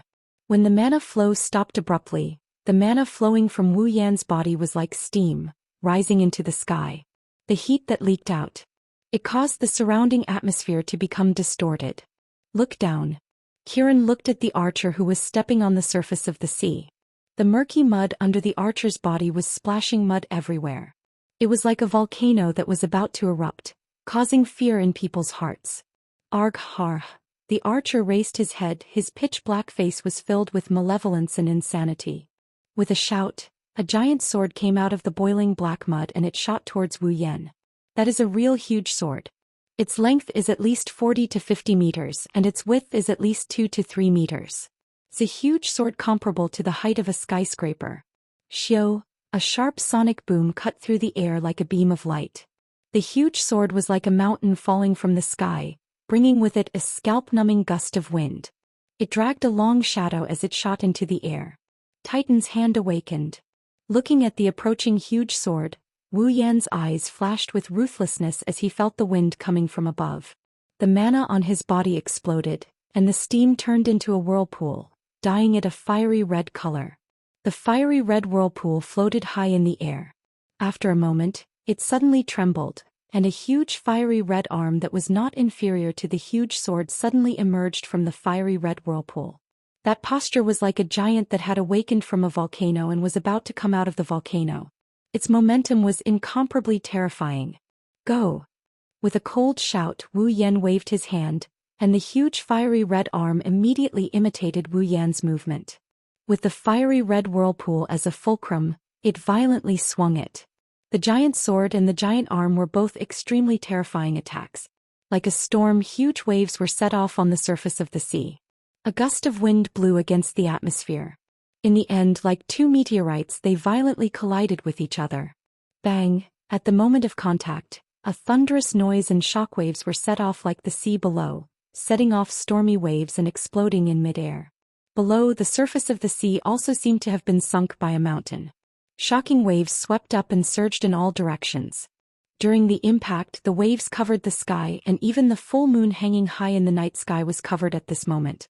After nearly 10 minutes, it gradually dissipated.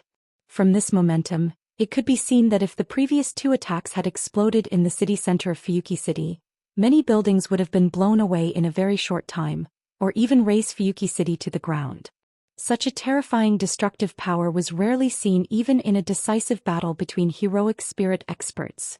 As the shockwaves that permeated the air slowly dissipated, the figures of the two people who were covered by the wind and waves also slowly appeared.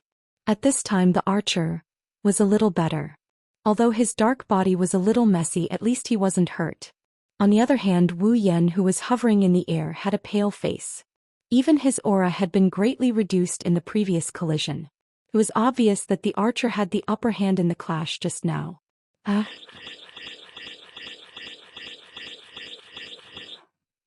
Phew.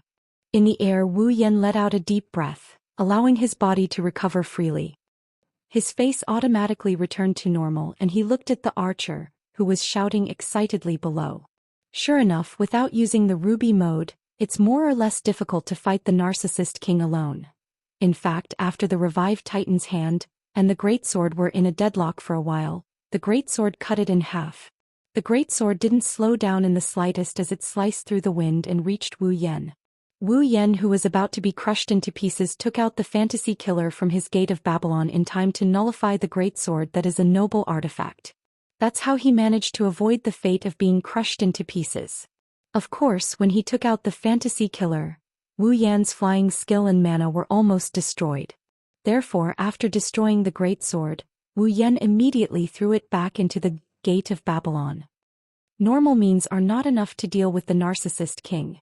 Looking at the archer on the sea, Wu Yan made this judgment on the spot.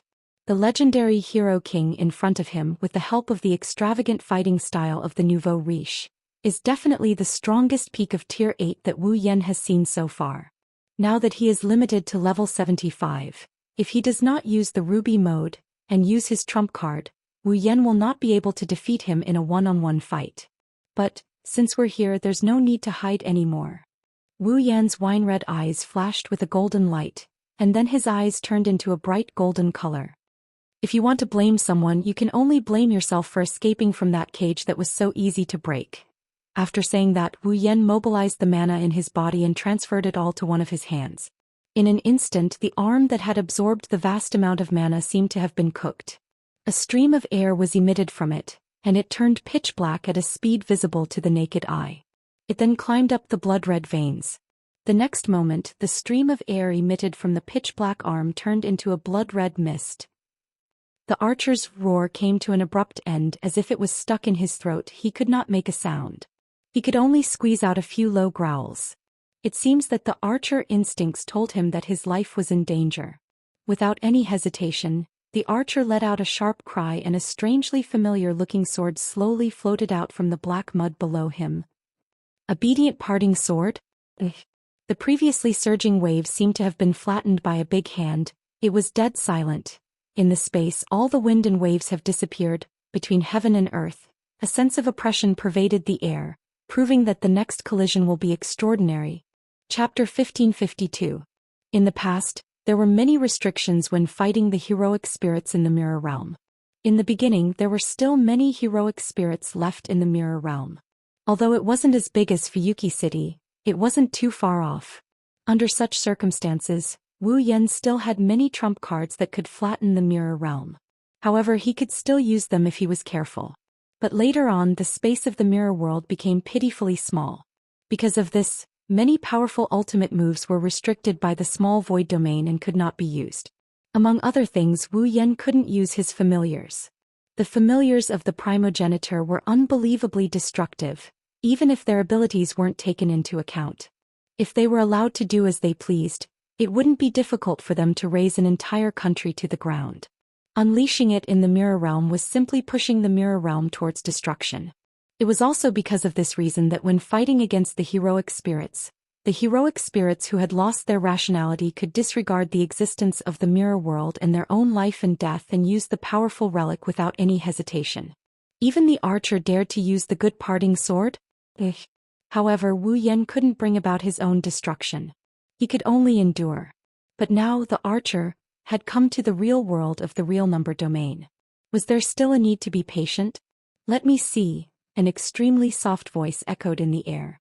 The blood-red mist in the corner of the night sky became abnormally dense. The noble artifact that once cut open the world. Can it cut open my familiar? Amidst the soft murmurs, the blood-red mist rolled slightly and rose and fell. Suddenly it turned into a white flame. Descend. White dragon's burning flame. Heaven and earth suddenly went silent. Boom. The white flame seemed to have been accumulating power for a long time. It was like a reservoir that suddenly opened. It suddenly expanded in the air and turned the night sky into a sea of white flames. Within the sea of white flames, an elegant white dragon slowly emerged from the curtain of flames. Its entire body was white as snow. It looked like a noble sage as it gently undulated. Oh, a pair of eyes slowly opened. The only thing that was different from the color of the dragon's eyes was exposed to the sea of white flames. The elegant white dragon raised its head and let out a long dragon roar. Immediately after, the white sea of fire around him surged into the white dragon's body, completely exposing the elegant white dragon to the air. The fur on its body fluttered in the wind, giving off an otherworldly temperament. It was exceptionally attractive. If one were to take a closer look, they would discover that the white fur on the body of the elegant white dragon was fluttering in the wind. In fact, they were all made up of white flames, causing the white dragon's body to flash with bright white light from time to time. Ah! Staring at the white dragon that appeared in midair, the archer roared ferociously. Holding the obedient sword in his hand, the archer roared. The cylindrical blade of suddenly started to spin. Ripples appeared in the surrounding space. Streams of scarlet wind gushed out of the space like a torrent that had found a vent and entered the good separation sword. The cylindrical blade of revolved around it, spinning at an extremely fast speed. It was spinning around the good separation sword. The scarlet-red wind on this sword was like a ferocious beast, bringing along a roar that others could not hear. As it rotated, it caused the surrounding space to distort, and even caused the space to tremble as if it was unable to bear the burden. The scarlet wind was still sweeping across the sky, bringing with it a terrifying wind. While the space was being distorted, it kept gushing towards the good separation sword. The blade of EA's sword. Looking at the scene from afar, Wu Yan's dazzling golden eyes were filled with a burning desire to battle. Among all the relics in each world, which one was the most powerful? Nobody could come to this conclusion. This was because apart from the power of a relic, There were all sorts of abilities and effects. It was impossible to tell which was the most powerful. However, if one were to look at the power of a relic without looking at the abilities and effects of a relic, then the good separation sword. The power of Ye's sword was definitely the most powerful relic among all the relics in the world. Which of his familiars would be more powerful after their levels were suppressed? Or the relic that had sliced open the world? Now it was time to determine the winner. Let's go. Filled with fighting spirit, Wu Yan waved his ghostly hand. White Dragon's burning flame. Wu, the elegant white dragon's blue eyes glinted fiercely. Amidst the dragon's roar, a dazzling white flame burst out from its body and covered its entire body. Then White Dragon's scorching flame took a step back, flapped its wings, and dove down towards the archer with white flames all over its body.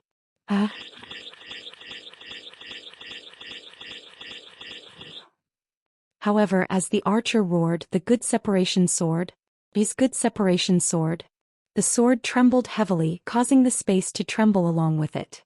A majestic scarlet gust of wind burst out from the sword. Arc. The archer roared again and thrust the good separation sword, his good separation sword. It stabbed the archer fiercely. Woo, for a moment the good separation sword, the cylindrical blade that was rotating paused. Then amidst the trembling of the space, a scarlet tornado burst out with a chi sound, gradually expanding and shooting out. Under the swirling of the red tornado, every gust of red wind turned into the most terrifying sharp blade, cutting the space cleanly. Suddenly, wherever the tornado passed by, the space was like a piece of land that had been plowed through. A pitch-black spatial fault was formed. Wu, the white dragon whose entire body was covered in white flames, raised its head and let out a long roar. Without the slightest bit of fear, it flapped its wings, and like a white meteor falling from the sky, it charged fiercely towards the incoming scarlet tornado. The distance between the two was closed in an instant. Then the two terrifying attacks that could burn mountains and boil seas collided with each other. Dong. In the sky, it was like a star had exploded. The center of the explosion was flashing with intense white light. A circle of terrifying shockwave formed in a circular shape and shook the surroundings. From a certain point the shockwave suddenly exploded. Like a punctured balloon, the abnormally violent shockwave filled the sky. A dazzling light sprinkled down from the sky. The shockwave violently attacked. In the ear-shattering sound, it brought along an extremely terrifying storm as it rushed down from the sky. Wherever the storm passed, the space trembled. The terrifying shockwave covered an area of almost 100 meters in an instant. At the center of the shockwave, the white dragon that was covered in white flames and the scarlet tornado collided with each other, causing the surrounding space to shatter inch by inch. Arc. The archer held the good separation sword, his good separation sword. As he roared furiously, he gripped the hilt of the sword tightly. Good separation sword? The sword spun even more fiercely, supporting the power of the scarlet tornado. Woo! The white dragon's burning flame that carried the white flames was supported by the dragon's roar and magic that was continuously flowing into his body. It was like a white meteor that kept colliding with the tornado. Not long after, the scarlet tornado that collided with the white dragon, which was able to cut through space and create spatial rifts, gradually evaporated under the burning of the white flames. Bang! Then with a muffled sound, the crimson tornado that had once cut open the world was completely burned into nothingness under the cover of a spreading white sea of fire. Chi! The elegant white dragon passed through the sea of white flames and gradually evaporated the scarlet tornado. Its speed didn't decrease at all. Along with the archer's roar, the white dragon landed on the archer's body. At the last moment, the archer seemed to have squeezed out a few words in his own roar. In the next second, the white dragon's burning flame engulfed the archer's body. Bang! At the center of the sea, a sea of white flames suddenly appeared and spread across the surface of the sea. The sea seemed to have become its fuel, allowing it to slowly expand. The sky and the sea, two similarly boundless existences, reflected each other's radiance. At the same time, the sea of white flames burned like two sides of a mirror.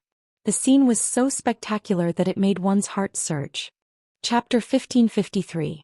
Bang! By the time Hinajiku, Mikoto, Rin, Enosaka, Luvia, and Badget arrived at the beach closest to the scene of the battle, A deafening explosion resounded between heaven and earth. The astonishingly loud noise shook the eardrums of the group of girls, causing their minds to go blank. They even felt dizzy, and their consciousness was shaken away by the loud noise for a short period of time. When the group of young ladies finally recovered from their dizziness and regained consciousness, the scene in front of them left them stunned on the spot, unable to react for a long time. The originally calm sea became turbulent, as if it was in a stormy weather. Even the color of the water's surface was dark.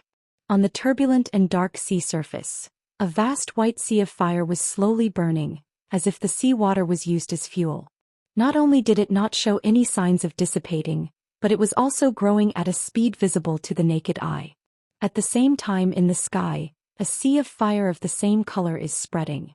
It's a stark contrast to the sea of fire on the surface of the sea, like two sides of a mirror.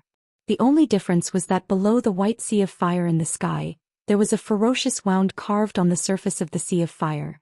Indeed, it's a wound. A wound from the space. It was as if a huge piece of glass had been forcefully smashed by something. A jagged fault appeared, spreading from a corner of the sea all the way up. It only stopped abruptly when it reached the bottom of the sea of fire in the sky. It was pitch black inside. That's the obedient separation sword? A spatial fault created by the EA, a crack in the world. It's obvious that the obedient separation sword? Does he really have the ability to cut the world in half? However, to be able to cut the world and create a rift in the space, this is a fact. Hinajiku, Mikoto, Rin Enbin, Luvia, and Badget still didn't know what that terrifying world fissure was for the time being. However, the white sea of fire covering the sky and sea, even Badget has seen it once. It's impossible for the other girls to not recognize it. Is it over there? Chuju asked in a hurry. I wonder how the battle is going. That bastard. Mikoto clenched her fist in frustration. It's clear that everyone should have attacked together, but you actually took the enemy away by yourself. Don't you know that others will be worried? At that time I couldn't consider so much. Luvia shook her head. If we don't stop that monster and let it enter the city, we'll really be done for. He must have used some sort of teleportation magic to transfer himself, the enemy, and the flying relic to the sea. Rin Enosaka gritted his teeth, his green eyes flickering with uncertainty. I wonder what the situation will be like after we reach the sea. From an objective point of view, it must be very bad.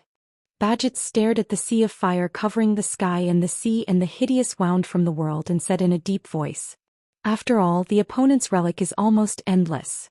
Even if that man really has immortality, there is no guarantee that the opponent's relic will not be able to deal with immortality. After all, it is still very dangerous to be alone. That's enough. Hinajiku couldn't help but shout. Enough with the sarcasm, let's go and meet up with Yen first. But we're on the sea. Luvia said in a troubled tone. There are no boats or helicopters here, how are we going to get there? I can control the iron sand to wrap around my body and use it to fly over. Mikoto quickly said. How about I go and meet up with Yen first? No. On the side, Rin Enosaka pointed at the white sea of fire and the ferocious world crack without hesitation and retorted. Do you really want to enter that place alone? Mikoto didn't know what to say to that. No matter what, it is a flame that can burn time. It is comparable to mystical magic. If she really went in, the flame would not let her go just because she knows its master. Not to mention there is also the obedient parting sword. If she was not careful and fell into the fissure, she would be torn apart by the turbulence of space. But if she had to watch Wu Yen fight with such a terrifying monster, even though she believed in Wu Yen, she would still be unwilling to do so. Then what should we do? Mikoto couldn't think of a way out, so she became impatient. We can't go, we can't not go either. What should we do? Just stand here and watch? Other than that, what else can we do? Rin Enosaka's voice was filled with anxiety. If we don't think of a way to deal with the white flame, we can't even get close to it, right? Aren't you two companions with that man? Luvia looked at Chuju and Mikoto. Can't you think of a way to deal with the white flame?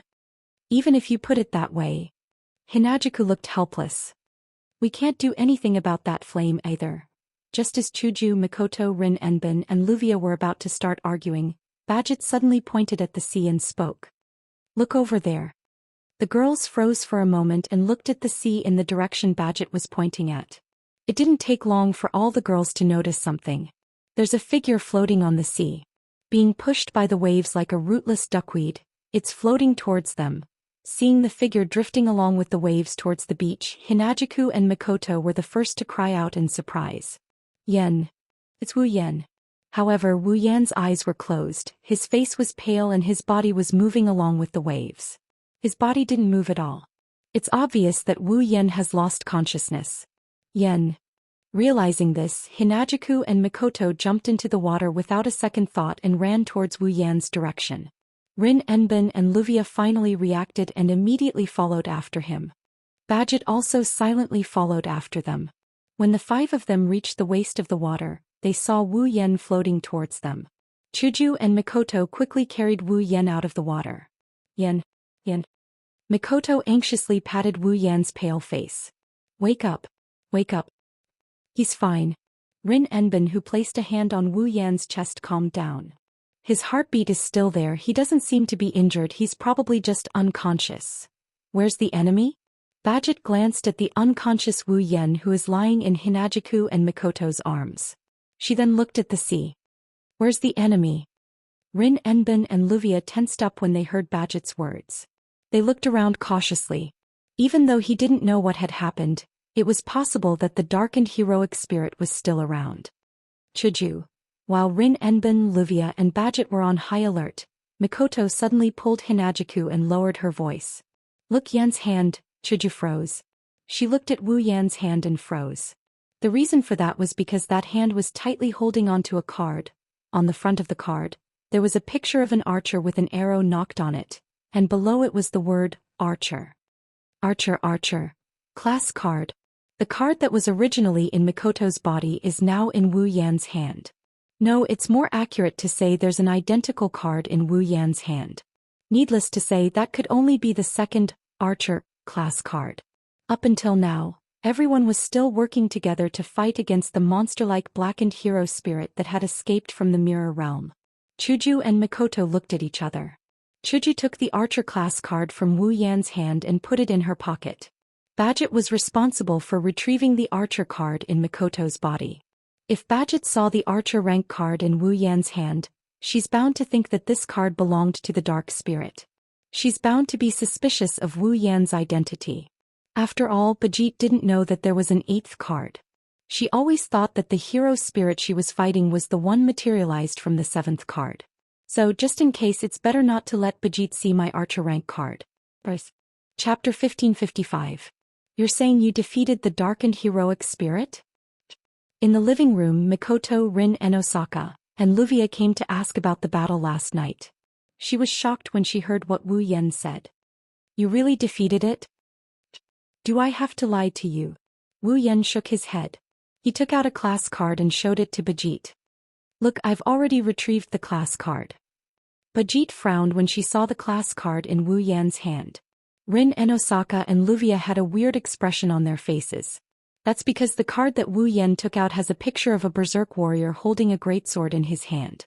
Needless to say, it was the Berserker class card. Rin Enbin, Luvia, Ilya, and Mio were the witnesses to the recycling of this class card.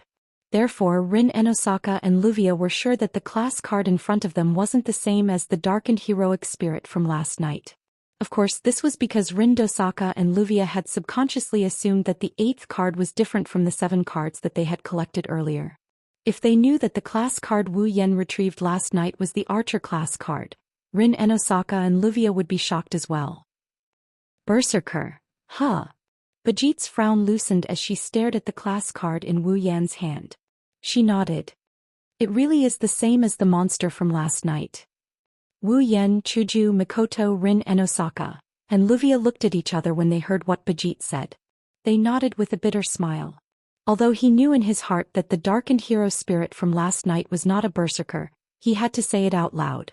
Badget's words were also very convincing. That kind of monster was indeed extremely compatible with a berserker. Compared to the original berserker, it was even more fitting. Until now, many people still remembered the scene of the archer breaking out of the virtual domain's mirror realm and arriving at the real domain's real world. That scene was deeply engraved in the hearts of many girls. It wasn't an exaggeration to call them berserkers. If Wu Yan didn't know that Gilgamesh was only an archer and didn't meet the requirements to become a berserker, he might have thought so too. After all, a berserker has the right to become a berserker. Only a berserker who went berserk in battle would be qualified. A heroic spirit that hasn't gone berserk in battle cannot become a berserker. While Wu Yan was speechless, Badget opened her mouth and said something. In other words, all the class cards are in your hands, right? Hearing that, the atmosphere in the hall suddenly dropped to the freezing point. Only then did the girls remember. The battle maniac in front of them wasn't their companion, he was their competitor. At the same time, he came to Fuyuki City to get the class cards. He was sent by the Magic Association. Thinking up to this point, Hinajiku, Mikoto, Rin Enbin, and Ruvia started to look at Bajit with hostility. Their delicate bodies also tensed up, preparing to deal with Bajit's attack at any time. Don't think Bajit can't do it. As long as it doesn't violate the principle of not exposing magic in front of ordinary people, Bajit can do almost anything to complete the mission. Wu Yan is the only one with a calm smile on his face. He waved his hand. All 7 class cards appeared in his hand. As you can see, all the class cards are in my hands. Do you want to rob me? Badget stared at Wu Yan with a sharp glint in her eyes. The girls standing behind Wu Yan were also shocked. Rin Enbin and Luvia put gems on their fingers. Logically speaking, since they belong to the Magic Association, they should be helping Bajit. Unfortunately, not only did Badget have nothing to do with the department that Rin Tozaka and Luvia belonged to, but the higher-ups in the department even went against Zelrich in order to get a rank card.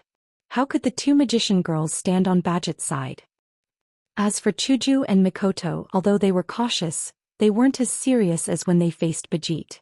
As for the reason, it was extremely simple. Gue Chuju, level 80. Misaka Mikoto, level 82. The second part of the Demigod Path quest has been completed. The restriction bracelets on their wrists have been removed. Chuju and Mikoto have returned to rank 9. Bajit can no longer defeat Chuju and Mikoto. As for Wu Yan, there's no need to talk about him. Level 89. Peak of rank 9. At this level, he won't be able to find a match in the entire world. He wasn't afraid of Bajit when he was level 75. Why should he hide his strength from her now? If it wasn't for the fact that Xiao Hei might be targeted, Wu Yan wouldn't have taken out the Berserker card to trick Bajit. Of course, Bajit didn't know about this. She just stared at Wu Yan without saying a word. Her sharp eyes began to waver. The entire place was silent and depressing. After a long time. Sigh. Bajit sighed and turned around. She walked towards the door. What's wrong? Wu Yan couldn't help but say something. Aren't you going to steal the cards? With my power, I won't be able to take those cards from you. Bajit stopped and glanced at Wu Yan. But I won't give up. If I can't do it openly, I'll do it in the dark. I hope you won't let your guard down.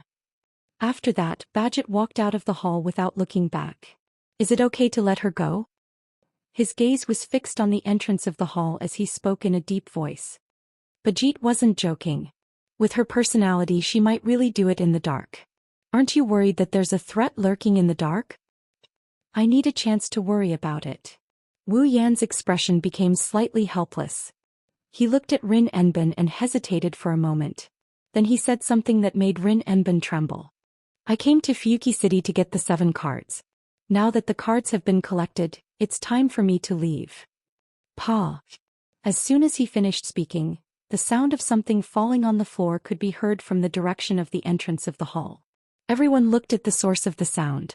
At the entrance of the hall, Meiyu was standing there. A bag of fruits, which should have been in Meiyu's hand, fell on the ground in front of her. Meiyu didn't care about the fruit on the ground. She looked at Wu Yan with eyes that could break anyone's heart. Her face was full of disbelief, followed by deep sadness. Obviously, Meiyu had heard everything that was said just now. Meiyu. Wu Yan was shocked. Meiyu took a step back. Her orange eyes were filled with tears and they quickly fell to the ground. With a sad expression, she turned around and ran away without looking back. Wu Yan panicked when he saw this. This was the first time he saw a strong girl like Meiyu cry. What are you doing? Luvia panicked and shouted at Wu Yan. Hurry up and chase after her. What about me? Luvia raised her voice. Don't you know what kind of position you have in that child's heart? Go after her. Go after her. Rin Enbin took a deep breath and turned around. He didn't look at Wu Yan. If you don't go after her with that child's personality, she might not be able to open her heart for the rest of her life. Hearing that, Wu Yan finally reacted from the fact that Mei Yu was crying. He stood up. Chuju. Mikoto.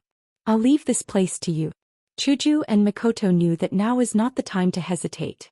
They nodded and let Wu Yan calm down. Immediately he chased after Mei Yu and rushed out of the hall.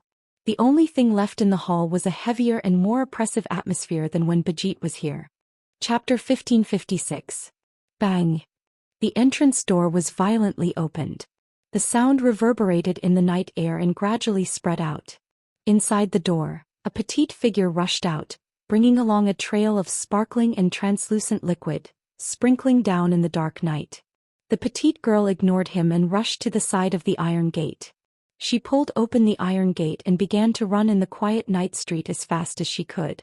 As for where the direction she was running towards, the petite girl had no idea at all. She just wanted to get away from the scene as fast as she could, the farther the better. Not long after the petite girl ran out of the street, another figure rushed out from the entrance door. He stood there and looked around. Then he saw the petite girl running to the other side of the street. Hey you! Wu Yan didn't use spatial magic. His speed was comparable to lightning, but Wu Yan didn't use this inhuman speed. Instead he chased after her at a normal running speed. Mei Yu, who was running in front, seemed to have heard Wu Yan's voice. Her small heart trembled and her footsteps slowed. In fact, Mei Yu didn't want to stop at all. But for some reason, after hearing Wu Yan's voice, Mei Yu couldn't run anymore. She couldn't even move her feet. It was as if she was rooted to the ground and didn't move at all. Under such circumstances, Wu Yan easily caught up to her. He slowed down when he was about 5 meters away from her. Looking at the petite girl's slender back, he slowly walked over. The petite girl had her back facing Wu Yan as they walked on a dark street in the residential area. She left Wu Yan with her back. Wu Yan slowly approached. Then a voice as soft as a mosquito sounded. Why? The voice was very low, but the sadness contained in it were clearly felt by Wu Yan. He couldn't help but stop. He gazed at the petite figure that had her back to him from the beginning. Wu Yan stopped 2 or 3 meters away. Deep helplessness appeared in his wine-red eyes. Mei Yu, maybe you misunderstood. Misunderstood? Mei Yu lowered her head but still didn't turn around. In other words, Brother Wu Yan doesn't really want to leave, right? Hearing this, Wu Yan was silent. He silently expressed the truth that Mei Yu didn't want to know. But Mei Yu's voice seemed to be squeezed out. It made one's heart ache. Why leave? Mei Yu. Wu Yan's mouth slightly opened. He shook his head. You know that I'm not from here. Isn't it good to stay here? Mei Yu sounded like she was sobbing. Her voice was hoarse. Brother Wu don't want to stay here at all? I've been in Fuyuki City for 2 months, but I don't think it's bad. In fact, I think it's pretty good. Wu Yan looked at Mei Yu's back and answered. So if you ask me if I don't want to stay here at all, the answer is of course no. Then why do you want to leave? Wu Yan clearly saw something on Mei Yu's face. It was dripping. I don't want you to leave at all. Hearing this sentence, Wu Yan felt a trace of bitterness in his heart. As Livia said, he really didn't know that he already occupied such an important position in Mei Yu's heart. Mei Yu was originally a strong, steady, introverted and inflexible little girl. In this world, to be able to shake her heart and make someone like her who did not know how to express her feelings shed tears, it was definitely an important event that was comparable to life. Well, with Mei Yu's character maybe. She wouldn't feel even the slightest bit of sadness when her own life faded away. The only thing that can make her sad is something more important than Mei Yu's life. At least for Mei Yu it must be so. This is also the reason why Wu Yan was so moved when he saw Mei Yu's tears. Not only because Wu Yan can't bear to see girls cry, but also because he knows Mei Yu. He knows that she's not the type to shed tears easily. In this case, one can imagine how big of an impact Wu Yan's departure is to Mei Yu. However, Wu Yan can't stay in only one dungeon world to live. At least not now. Listen to me, Mei Yu. After weighing the words in his heart, Wu Yan said softly. I said you misunderstood. Although I will leave, it doesn't mean I won't come back. It won't be long before we meet again. Indeed, no matter how long Wu Yan leaves magical girl Ilya's world, as long as Wu Yan's summoner is not here, the time in this world will be frozen forever. For Mei Yu, if Wu Yan returns to this world, the separation will only last for a second. Even if he doesn't return to this world, Wu Yan can still summon Mei Yu and make her his summoner. In that case, the separation will also last for a second. However, for Mei Yu it's not a matter of time. But brother Wu Yan, you'll still leave, won't you? Mei Yu's voice was filled with emotions like never before. She expressed her inner emotions and increased her volume so that her voice could enter Wu Yan's ears. You said you'll be my support. You said you'll let me bear the painful past and live happily. It's because of brother Wu Yan that I can say from the bottom of my heart that I'm happy that night. But why? This time Mei Yu's voice was filled with sadness. Why did you leave? Mei Yu, I don't have any family, I don't have any friends. Even now the only friends I have are Ilya and Blackie. The only family I have here is Luvia. Mei Yu's back is facing Wu Yan. She kept using her words to hammer at Wu Yan's heart. In the past I had an older brother. But now he's no longer by my side. There have never been so many people who cared about me. Coming here and getting to know Ilya, Luvia and Xiaohe, I'm very happy. I'm really happy. I can finally have people who value me. But among these people, the most important one is the one who once gave me support, who once gave me happiness, who once gave me the meaning of life. Mei Yu held back her sobs. Her voice was extremely hoarse. That person is you, brother Wu Yan. Brother Wu Yan. Mei Yu abruptly turned around and rushed forward. She threw herself into Wu Yan's embrace. In just a short moment she wet the front of Wu Yan's clothes. Please, I beg you. Don't go, Mei Yu. Wu Yan's eyes were filled with complicated emotions. He really did not expect that his position in Mei Yu's heart would be so important. He also did not expect that Mei Yu would rely on him so much. Looking at Mei Yu, who was grabbing his clothes tightly with her slender hands and her extremely thin shoulders that were constantly twitching, Wu Yan almost decided to stay in this world forever. Unfortunately, Mei Yu. Squatting down, Wu Yan embraced the petite girl in front of him. I'm sorry. Even if it's just for a moment, I have no choice but to leave you at this moment. Mei Yu's twitching shoulders trembled violently.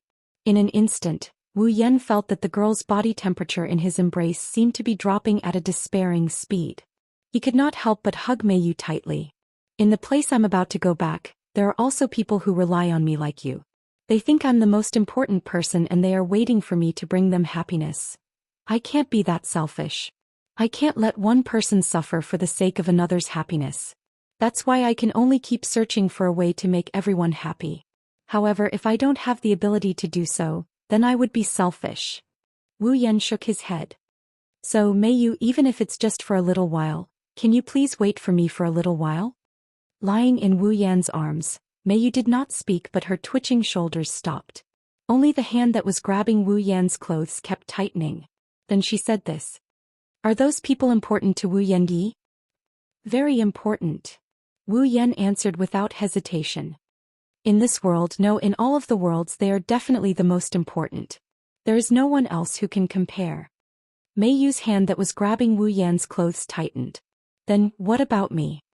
It's the same. Wu Yan smiled and whispered softly in Mei Yu's ear. No one is more important than you. Mei Yu's hand that was grabbing Wu Yan's clothes finally loosened a lot. Under the moonlight, two figures, one big and one small, tightly hugged each other as if forever. Chapter 1557. I'll leave. The next day. In the main hall, the girls once again gathered around the dining table. All sorts of luxurious dishes were placed on the dining table. But this time, not a single one of them extended their chopsticks to the table. That was something that couldn't be helped. After all, just as the girls were about to start eating, Wu Yan, who was sitting at the head of the table, announced his plan in front of everyone. Leave. It was a simple word, but it stunned many of the young girls. The atmosphere in the main hall dropped to a rather heavy level. The girls all had different expressions on their faces. Luvia, who knew about it earlier, remained silent. Rin and Osaka, who also knew about it earlier, had a very complicated expression. Mio lowered her head. Although her orange eyes were somewhat depressed, they no longer had the heart-wrenching sadness from last night. Chuju and Mikoto looked at each other with a helpless expression. As for Ilya and Blackie, who didn't know about this matter last night, they were dumbfounded. Their eyes were also filled with bewilderment. I don't agree. Their confusion didn't last for long. When it dissipated, Xiaohe slapped the table and stood up without thinking. Big brother, you're joking, right? Xiaohe's amber eyes stared at Wu Yan. She forced out a smile. This isn't funny at all. That's right. Ilya also stood up. Her delicate little face was filled with bewilderment. She looked like she was about to cry. Believe? Even if it's you, big brother, I won't forgive you for making such a joke. Wu Yan didn't say anything. Instead, he looked at Ilya and Xiaohe with his wine-red eyes. His eyes were calm. Big brother. Seeing those calm eyes, Ilya and Xiaohe finally realized that this was not a joke. More or less, panic appeared on their faces. Why do we have to leave? This time it was Xiaohe who shouted first. Instead it was Ilya who shouted. Isn't it good to stay here? Compared to Ilya, who was only now excited, little He seemed to want to create a sharp contrast with him. The emotions on his face disappeared and he regained his composure. He asked, is it because of the rank card? The reason I came to Fuyuki City is to get the 7 rank cards. Wu Yan sighed and he took out the 7 rank cards. Now that I've gotten all 7 cards and completed my mission, it's time for me to continue my journey. Journey? It wasn't only Ilya and Blackie who reacted. Rin Enbin, Mio and Luvia also raised their heads and looked at Wu Yan. My mission is not only to obtain the 7 rank cards. There will be various other tasks in the future. I need to go to every place and complete them. Facing the gazes of the girls, Wu Yan shrugged his shoulders as if he was relaxed. I don't know when it will end, so calling it a journey is more or less the same. Hearing this, the girls all looked at each other in dismay. Obtaining the 7 rank cards is only a part of the mission? What part of the mission? Who is the one who issued the mission? Even the class card that the Association of Mages was helpless against was only one part of the mission. Then what else did he need to do for this mission? Where do I have to go to do it? These questions flashed through every girl's mind at the same time. After having these questions, the girls realized that they didn't know anything about Wu Yan, Chuju and Mikoto. Where did they come from? What is their true identity? Was there someone standing behind them and arranging tasks for them? Rin and Osaka, Luvia, Ilya, Mio and Blackie didn't know any of this. What's even more unbelievable is that Wu Yan, despite not knowing about any of this, has already occupied a large space in the hearts of many of the girls. Isn't this unbelievable? Similarly, without knowing anything, the girls couldn't judge whether Wu Yan's mission was good or bad, and whether they should support him or not. Therefore they were speechless at Wu Yan. Do you have to leave? In the end, Xiaohe channeled all of his emotions into this one sentence. He stared at Wu Yan without letting go. If Big Brother leaves, I won't be able to live. This wasn't an exaggeration. Little Black needed someone to provide him with magic power to maintain his existence. If he lost the support of magic power, Little Black would directly disappear. Currently it was Wu Yan who provided her with mana. If Wu Yan leaves, Blackie would have to find a way to obtain mana from others. But if that's the case, other people's mana wouldn't be as good as Wu Yan's, and Blackie would have to absorb mana from countless people to maintain her existence. If she absorbs mana from ordinary people, it would cause them to go into shock due to excessive mana consumption. In serious cases, their life force would be converted into mana and absorbed by Blackie. Therefore, if possible, Blackie doesn't want to absorb mana from ordinary people. But if she absorbs mana from magicians, would Rin and Osaka and Luvia agree? Would Ilya and Mio agree? If all 4 of them don't agree, is Blackie supposed to find Badget? Then Blackie would rather disappear by herself. That's why Blackie wouldn't be able to live without Wu Yan. Although it's more or less an exaggeration, it can't be said to be false. Alright, can you all stop looking at me with such a heavy expression? Wu Yan bitterly smiled when he saw the heavy and complicated expressions on the girls' faces. Right now, I can't explain my situation to you all. All you need to know is that I won't be gone for long. Won't be gone for long? Ilya was stunned for a moment before she hurriedly asked. How long will it be?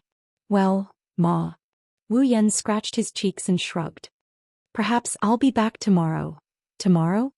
The group of girls were all stunned. Blackie even exclaimed in surprise. So soon? How long do you think it will take? Wu Yan rolled his eyes at Rin and Osaka, Luvia, Ilya, Mio and Blackie. Do you all think that this separation will be forever? But, Ilya said with uncertainty. Big brother, didn't you just say that you have a lot of missions to complete? But like I said, I won't be able to explain my situation to you guys.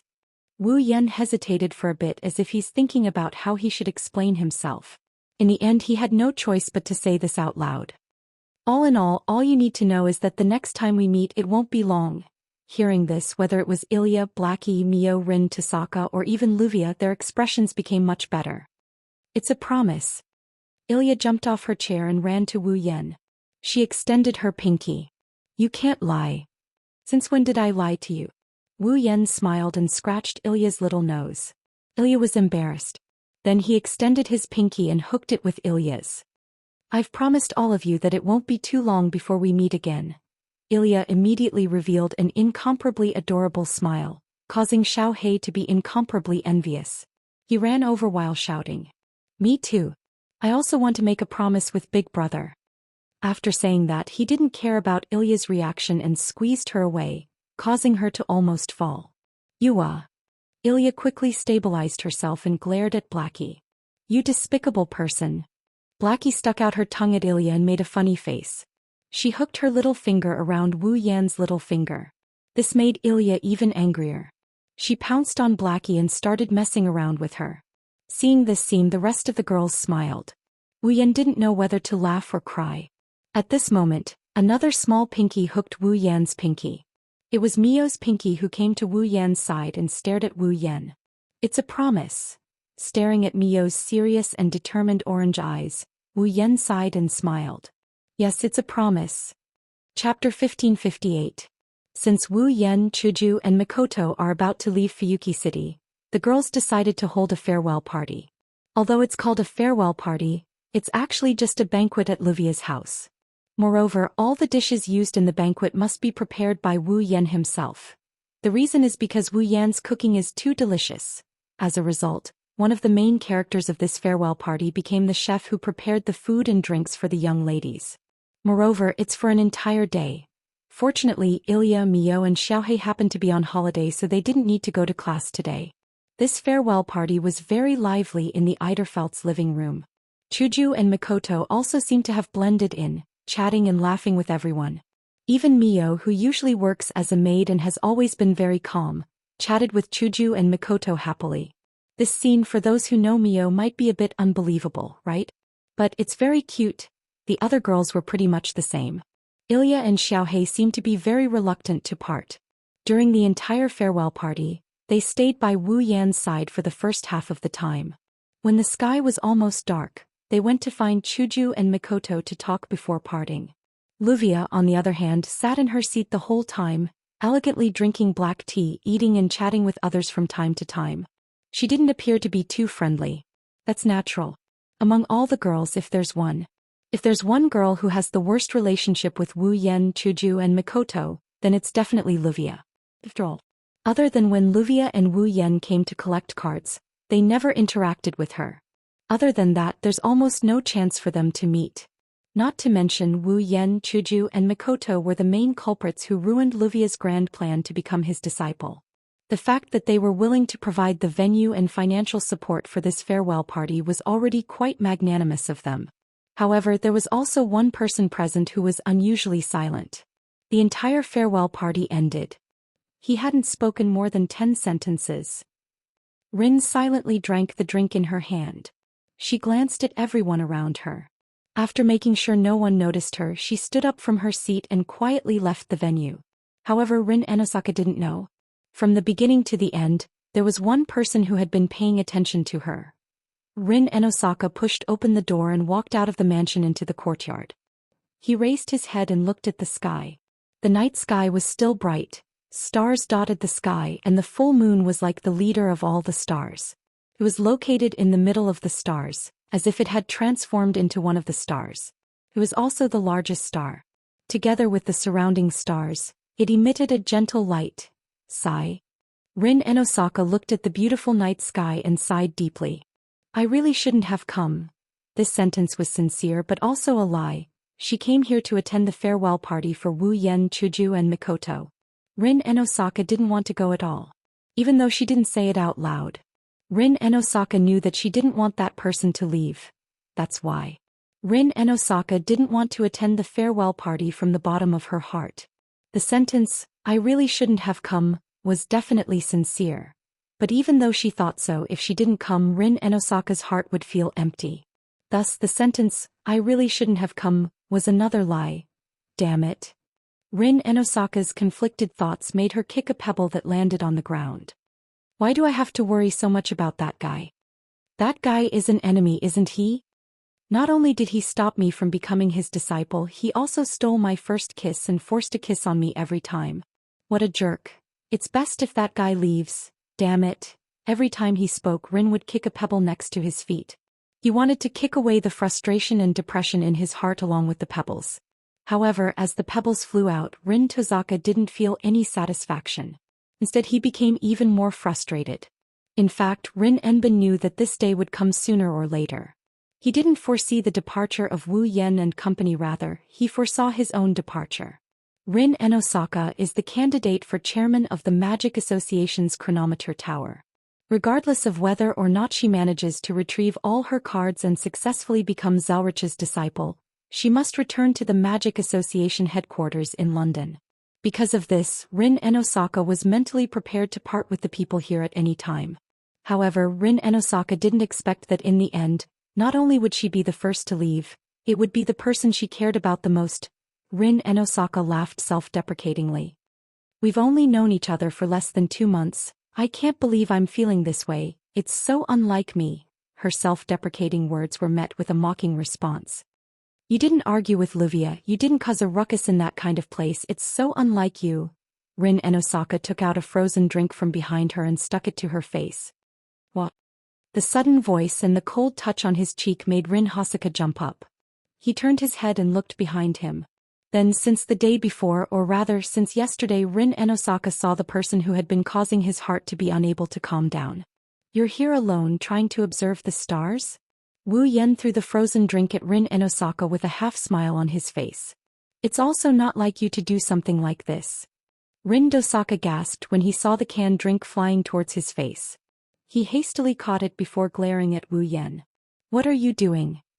Shouldn't I be the one asking you that question? Wu Yan smirked. He stood next to Rin and Osaka and looked up at the night sky. You've already written, "I have something on my mind," on your face. Why don't you come out to check on the situation? Who has something on my mind? Rin turned his head away. He didn't even look at Wu Yan.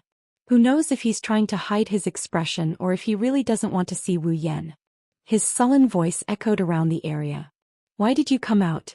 Aren't you worried about those clingy little guys? Don't worry. Don't worry, I'm not like you. I didn't even greet anyone before I came out. Wu Yan glanced at Rin as he casually replied. Don't you need someone to accompany you? Of course. Of course. Rin and Osaka said without hesitation.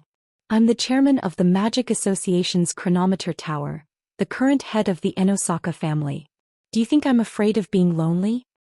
I don't know if you're afraid of being lonely or not. Wu Yan chuckled. But I don't think anyone told you that you'll show it on your face when you're upset, right? Rin and Osaka opened his mouth slightly as if he wanted to refute, but in the end he didn't say anything. Instead, he hesitated for a while before saying this. Where are you guys going? Wu Yan slowly retracted his smile and he looked up at the night sky. To a place you'll never expect. A place I'll never expect? Rin and Osaka sneered.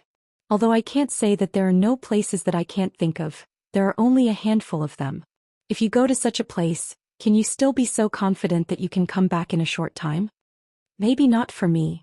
Wu Yan shook his head. But for all of you, this period of time will definitely not be too long. Don't be so secretive, can't you just tell me? Rin and Osaka was furious. Do you think it's fun to be so secretive all the time? Oh.